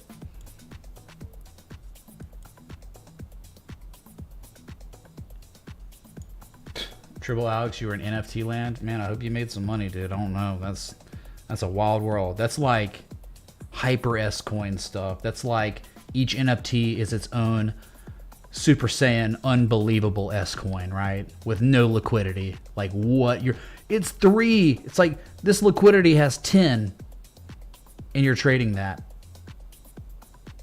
Hopefully you weren't playing that game. Hopefully you're playing, I admire art. I'm here for the art, right? It's like the Indian guy, I'm here for the technology. You know, like got all the bling on and it's you, but you're like a regular other person and you're just like, I'm in it for the art. And you got like the shirt of the chimp, the whatever they're called, the crypto punk chimps on your shirt, in it for the art, not the gains, right? Sure you are, right?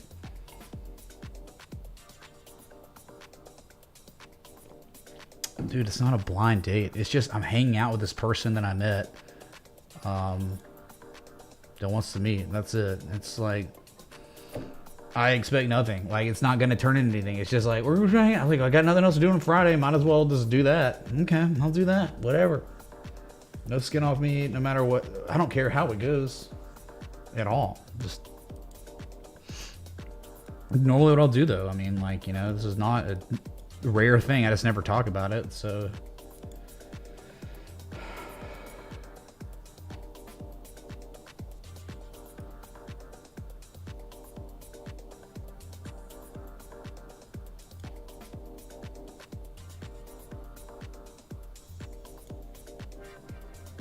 Crescent Moon, what are you talking about, dude? Degen market, not for the faint of heart. Yeah, dude. Like, I think you can't, the prerequisite for NFT, like serious NFT participation, is you most likely have never participated in an actual real traditional market before, regulated market, right? Because if you were like a participant in a regular regulated traditional market and you started trying to do the NFT thing, you would be so like freaked out. You'd be like, I don't even think about it. Like the whole NFT flipping thing, like I'm sure people have made so much money doing it. I just can't even think about that. Because that's like I'm telling you, that's like taking S coin trading to another level. Like Super Saiyan 1, now all of a sudden Super Saiyan God levels of degen, insanity, risk, right? Traders should normally try to be risk averse if they can be. NFT trading is not risk averse at all. It is the inverse of risk averse, right?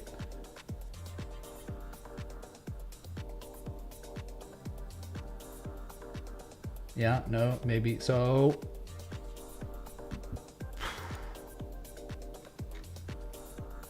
when Ultra Instinct, dude, when people start creating derivatives of the NFTs themselves that you could trade, that is when we hit Ultra Instinct Super Saiyan of degen. If you don't think it can happen, it probably will. Just like I think eventually there will be Satoshi loafers and there will be leveraged contracts derivatives of particular NFTs that you can trade. I'm sure one day that it's going to be a thing, dude. And then we know we're there. And no stop losses on NFTs. Great. Well, one day maybe they'll allow that, I guess. But it'll be one person trades, stop loss. Two people trade, whatever. Okay, I got about 10 minutes, chat, until I'm out of here. I gotta go. So do your worst for 10 minutes. The window's open for spins, I guess, for 10 more minutes. And that's it, dude. Then I'm done. So it's like, how hilarious would it be? I show up and meet this person and I'm ass-faced. All right, so we're in power hour, chat. Power hour on Bitcoin, as you can clearly see. You're green, all right? You are green. And you could be closing at your highs of the day, just like yesterday. Yesterday, what happened? Bitcoin closed at its highs of the day at the end of it, right? The last 60 seconds. Bitcoin's close yesterday was 37,336. We're about to close at 40,863, whatever, a little higher. So, yeah.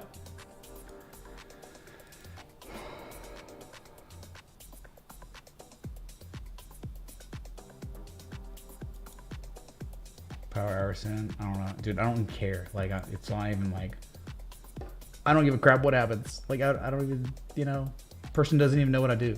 Like, that's like the funny part.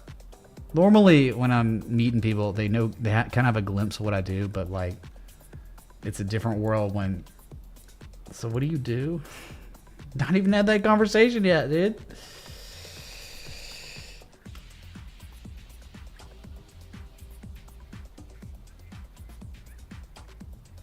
I don't know, man. It's like whatever, dude. I'm trying to hurt other people's feelings, with this news and information, but it's like maybe other people should be more vocal or descriptive on their feelings. No offense. I'm gonna tell her I'm a dev and I make things happen. Yep, I'm even gonna play the sound clip and be like, hey, this is me. I can't take this anymore. I have overinvested by a lot. I'm that guy. I just lost a lot of weight, right?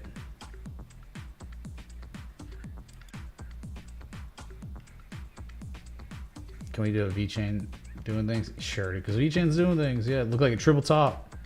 And then it was like, nah, you think that's gonna happen, dude? VeChain doing things. This is the first VeChain doing things I've played in like a month. Lifetime Patreon NFTs. There's no way. If somehow Patreon offered lifetime, but we could do an annual NFT.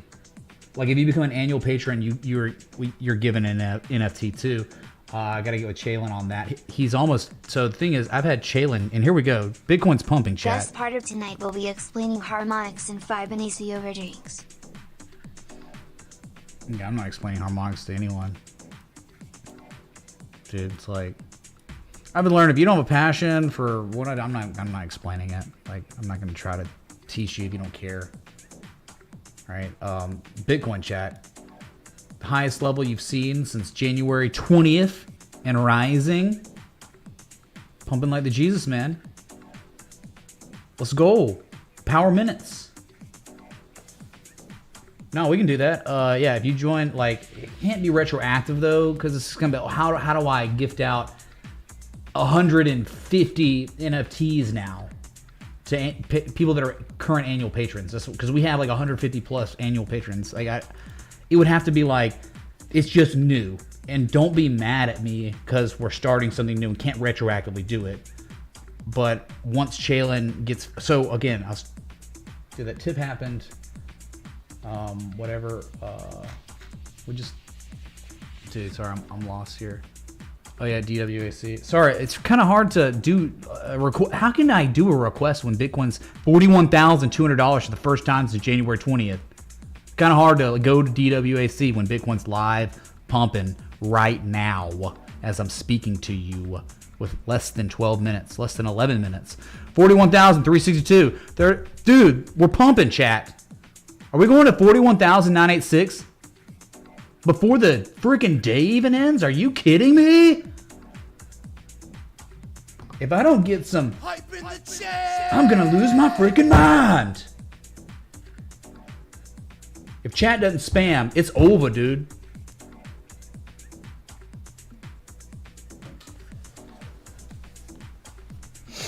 Look here. Look, listen. Appearing offline does not stop Bitcoin's price action from pumping. So please stop acting like you know what you're talking about. Above the 200 moving average, which is nice, dude.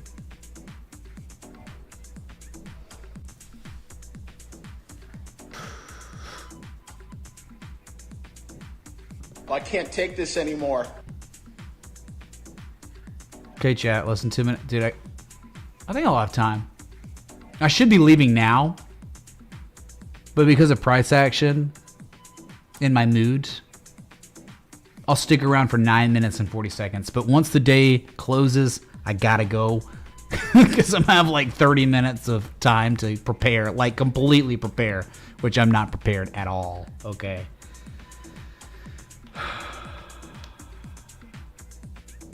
Talk about farts. All I have to say is the word fart, and everyone loses their minds. So perfect time to be doing it when chat is already hyped. I say fart. What happens to chat? Goes insane, man. I have some evidence Manberry Pig could be in this area. Oh, it feels so good!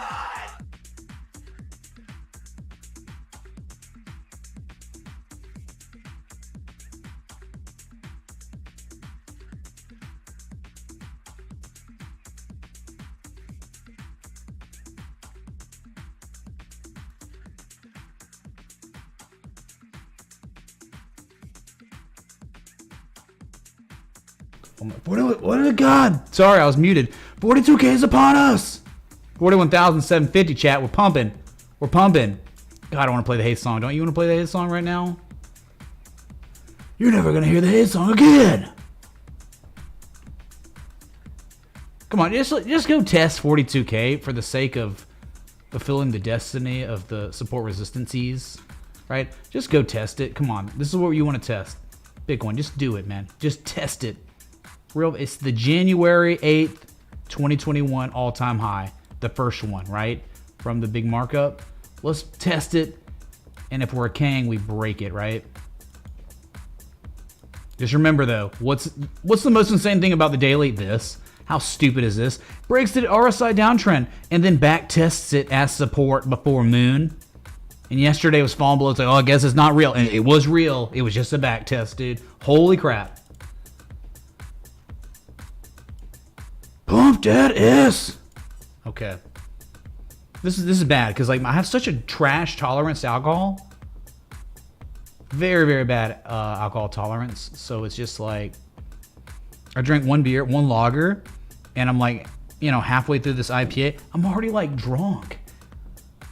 1.5 beers. I'm like, yeah, man, I'm pretty good. I'm feeling pretty good right now, dude. I mean, that's good, but it's also bad too. Is this Facebook money? Is that a joint? No, it's a joint. Thank you, Mark Z. Probably AMC and GME money. Talking to one of my friends who knows a thing or two, and yeah, he's thinking, hey man, it's probably the composite man that destroyed everybody's life when GME and AMC were at their peaks and all the idiots bought when they sold. It might be that money, right? Coming into another market. Right, if someone ever was a composite man like Michael Burry of GameStop, July 2020, it's not really out of the realm of possibility if someone's buying AMC or GME that they might buy crypto, right?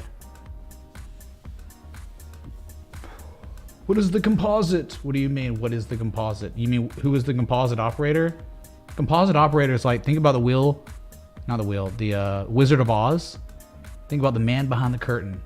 This is a Richard Wyckoff terminology developed in the 1920s, right? There's one guy or a group of people behind the scenes that are making the market. They're painting the patterns as Bitcoin is at its session highs with less than 6 minutes to go to the close. We'll probably see 42K before these 6 minutes are up. Less than 6 minutes are up. Wow. Beautiful, beautiful price action. Bitcoin's up 11.7%. Very, very nice. Ethereum is up 11%ish, 10.96%. So what's happening? Bitcoin's outperforming Ethereum. Are you kidding me? What a race it's been. But yeah. That's right. You come here, you want to learn about composite operator, right? It's crazy, man. It's just something I don't think anyone's ever talked about before, how the composite operator himself, maybe you discern an edge sometime at some point on a chart, right? You can see it. You've learned about the composite man, what he does, right? And you take some bids. And then you tell your friends that don't know anything about anything, right? You tell them about it. Like, dang, dude, like GameStop's at $4. You just back tested a spring from 2004. Composite operator just left his mark, his signature of confirmation that he's in. And it's time to roll up. And no one would believe you. No one would care that at $4 GameStop was doing those things, right? Then fast forward 8 months later, 6 months later, GameStop's at $400. And all the people you talk to about trying to maybe buy at $4 because composite operator was acquiring his position at those levels, they are all aping into that asset when it's up 10,000% or whatever the F it is, right? 1,000% to 10,000%. They're buying at those levels and they're asking about it then. And that is when the composite operator is offloading his position. Because, GME, GameStop has been in the news cycles 40 times since then, right? It's the hot stock, right? So, friends or family, right? So, what I'm saying about this is like the composite operator, let's say you can plead with friends and family to be buying at $4 because of reasons the composite operator. They won't believe you. They won't care. There's no sentiment. I'm never going to put my money in that trash. Then it goes to $400. Then, though, because of the composite operator, they would then your own blood would start buying GameStop when it's at $400 a share. So, like, they make decisions for your own blood, the people that would die for you. They wouldn't believe you. They wouldn't go along when you say $4 because composite, man. But they would do it to FOMO. So they can control your own blood and family and friends better than you could. And that's what I think is so insane about the composite operator. He's a master of marking the price up and getting things in news cycles. So, anyway.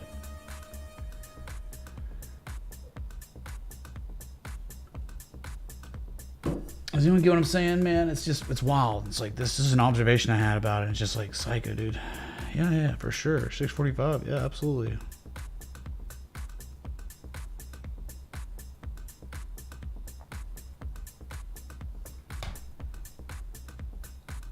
Of course, news media coverage has something to do with it. The composite operator is a master at getting it hyped up after he's already acquired his position for months, if not years, at low levels. And thanks for the 1,000 people tuned in. Is it 1K or is it just one, Brad? I don't know, because YouTube today is effed, saying only one person's watching. It's like, who works at YouTube now? Probably someone who shouldn't be there, but they're there anyway because reasons, right? Okay, great. But yeah, dude, 42K, right? We gotta break it. We may not break it today, but if we do, chat, all you gotta do is get to 45K, hold it, then back test 42K, 41K as support, and then we got a real argument for a potential major reversal. Only after Bitcoin lost 88% of its value from June 22nd, 21st to the all-time high, right? Value perceived areas, but no edge really. But you broke the RSI downtrend, right? We've done that before, right? You never back tested though, right? This time, July 21st, you broke out and that was it, dude. Then you went to 69K from there. You got to back test at least on this one, which is nuts, dude. Again, you're overbought on the 4 hour for the first time of 2022. You were at your highest level of relative strength since mid-November of 2021. multi-month highs on RSI. I mean, we're talking 56. You're 4 points away from bullish territory, bullish control zone. I mean, this is a very significant candle today, chat. You can clearly see things are happening. 35 seconds till the daily candle close. Highest daily candle close since January 19th. Beautiful, dude. A lot of good things going on.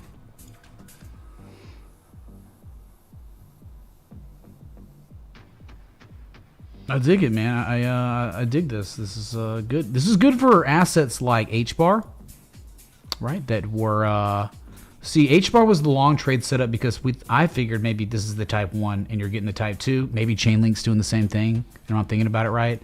But and a nice touch and a nice reaction.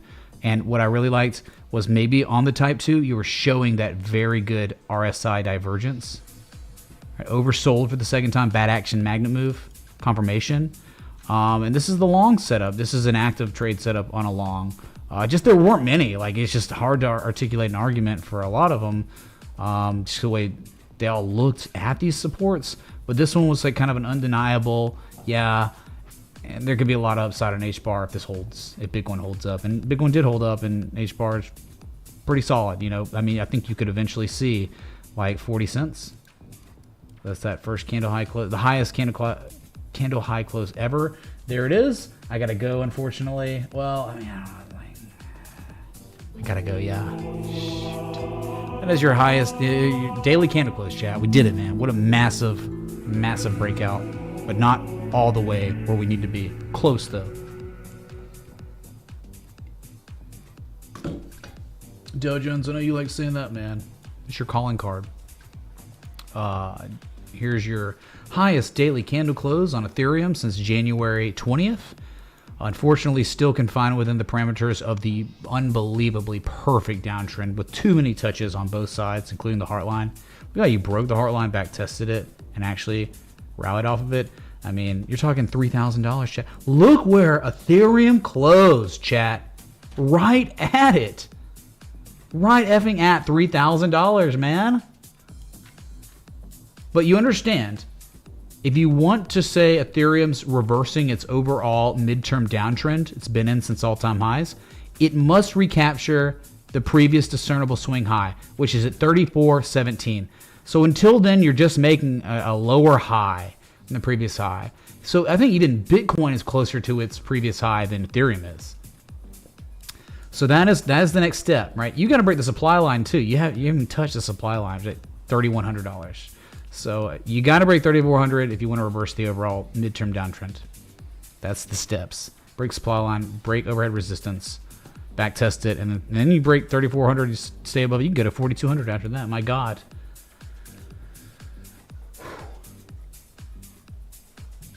I'm gonna have fun, dude. I think I deserve that at least. Man, it's been a tough market, dude. Tough market to discern edges, and there's just the contradicting variables, man, that really was screwing with me. I knew Bitcoin had hit an 886. I knew it, man, but there was no type 2 return. But we knew, like, at 886s, yeah, it could be limited downside. But all these S coins were hitting those supports, rallying, selling off, hitting them again, lower highs, hitting them again, lower highs. Trash. But then Bitcoin recovered. So the altcoins that were still they were just testing those areas, they bounced too. So it just has been kind of tough lately. Definitely weighed on me for sure. Some, but that's okay. There are other markets where it's been pretty easy. It's like, you know, all the things developing, showing up. Okay, playing out. Chart has been garbage, man. Dude, it's like between 30 and 40K. If you're just dead middle of 30, 40K, and you bearish and golden candles, failing to break supply lines, I mean, that's just, it's too muddy. Like, water's too muddy, or it's too murky. It's too cloudy and foggy out. I mean, it's harder to visualize an edge on this particular asset, and that unfortunately dictates every other asset in this whole market, where there have been other markets that have been easier to gauge. And we know the trends are well established and developed, like commodities.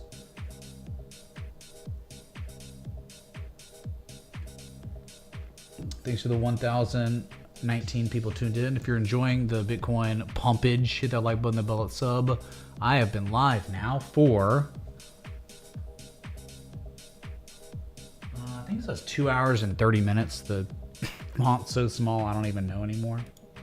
So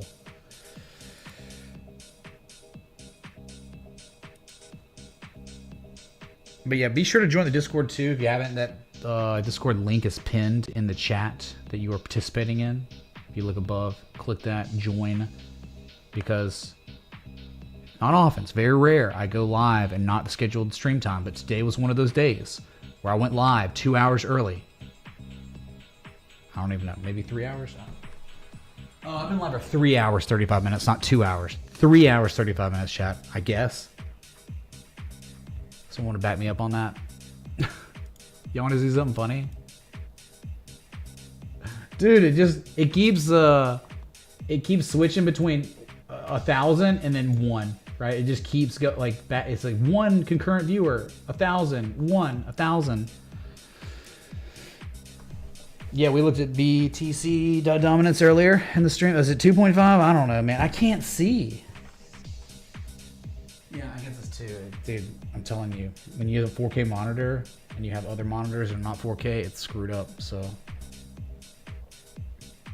That's okay. If you miss most of the stream, you can just rewind, right?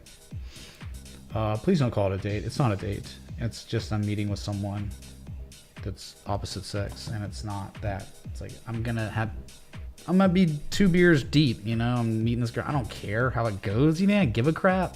I don't even, probably won't do anything. It's just killing time, man. It's just like existing as a single human being, you know? Whatever.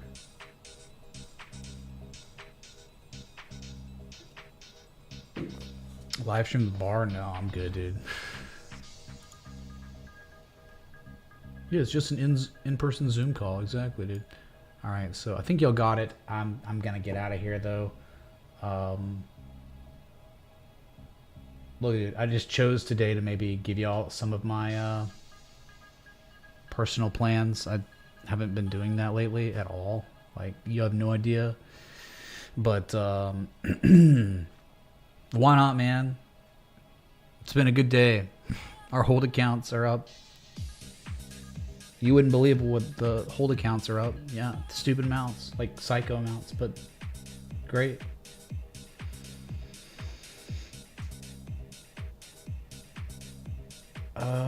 Fast, easy. I don't know, dude. I mean, kinda. It's okay. It's just kind of like better than watching Curb Your Enthusiasm on a Friday night and go out and enjoy time and things. I'm not just like a normal person, whatever. Anyway, so we've broken out, but not all the way. We have things to do. If you really want the kingage to happen, break 44 to 45K and then back test 42K as support, and then it's on. Then we going probably to 58K. Shoot, dude. Chug for the date, spin. All right, here's your spin, but no chug, please. Please God, no chug. You drink. Oh, it's been so good to me today. Thank you, Robin, man. Yeah, I told y'all had like limited time to spin the wheel. So I haven't even, I think maybe it's been 2 gulps and everything else has been mods and patrons and spinner drinks. So I win again. Robbie Matt, get wrecked, dude.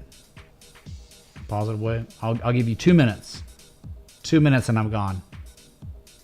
So whatever. I literally have to in 2 minutes.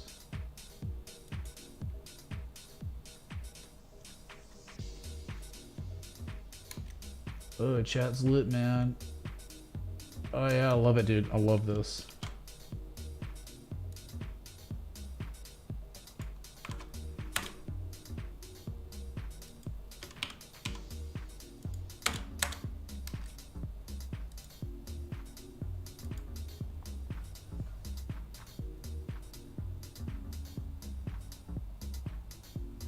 There's some sort of Ethereum thing in Denver. That sounds cool, but again, like, dude, I told y'all yesterday about the Bitcoin conference in Miami. I'm like, the last thing I cared about was the actual conference, and I had whale tickets, and it was just like, what am I doing? This is all so boring to me. All I care about are candles and charts. Like, I want a TA event. Give me a traditional technical analysis trading in the zone event to go to, so I can actually like be excited to be there and want to be there and get everything right. Chuck, spin. Robbie, unfortunately, it's not going to happen. It's just not. Thank God it's not, dude, because I couldn't imagine chugging a beer now, this close to that hangout, dude. Look, man, no offense to anyone else, but if you were into me, you should be more vocal, you know? You shouldn't just like... I'm not something that you can put on ice. I'll say that publicly, all right? Certainly not.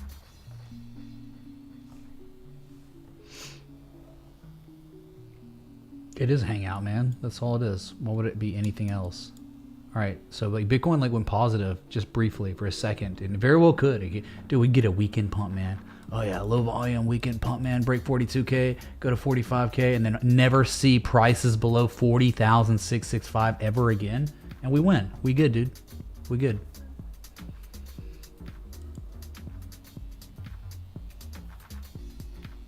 I'm not dodging. I just don't want to hurt people's feelings. Do you see an upward sloping channel on the daily from both peaks to the two lows? Is that a joint? Oh, yeah, that idea is that... Oh, sure, dude, yeah. It also is an 886. Is it really because there was a demand line that didn't exist on the bottom and it hit it because it's because of the top? Yeah, people... Yeah, of course, right? 1 and 2, and it just translates into 1 on the bottom, and then you get a 2 on the bottom perfectly. Sure, dude, that is not a bad idea. It's not wrong. You're not off base. But it's also from the low to high and 88% value perceived area, right? So sure, confluence there, fine. Sure, could be. Then lots of upside. My God, 72K is the top of that channel. Sure, yeah. First impressions, everything. But what if I don't give a crap about the first impression? Like literally, I don't care. I don't care about anything.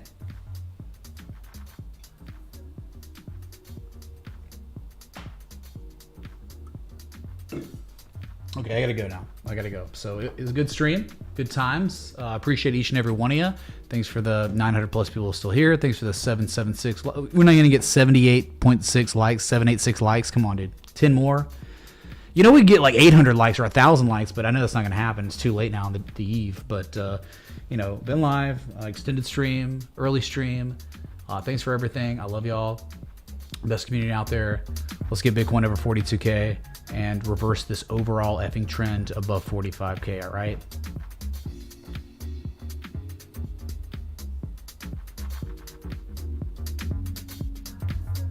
So, break 42K, we could be kings. And they'll make a song about it. Until next time, respect the T. A.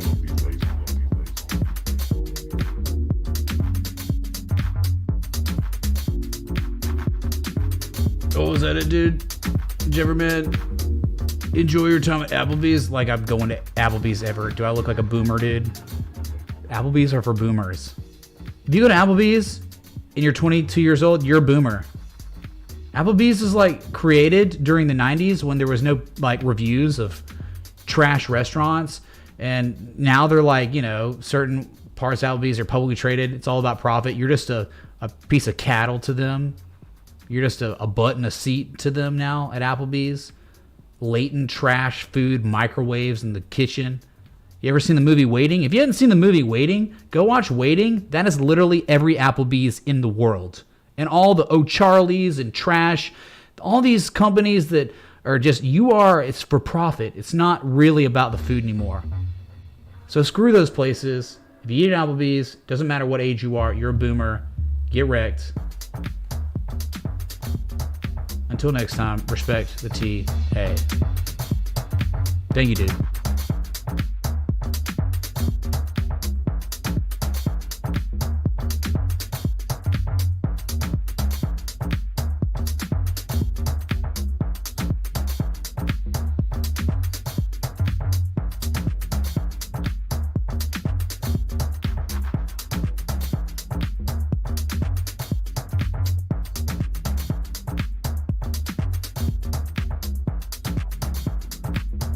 Pump that ass.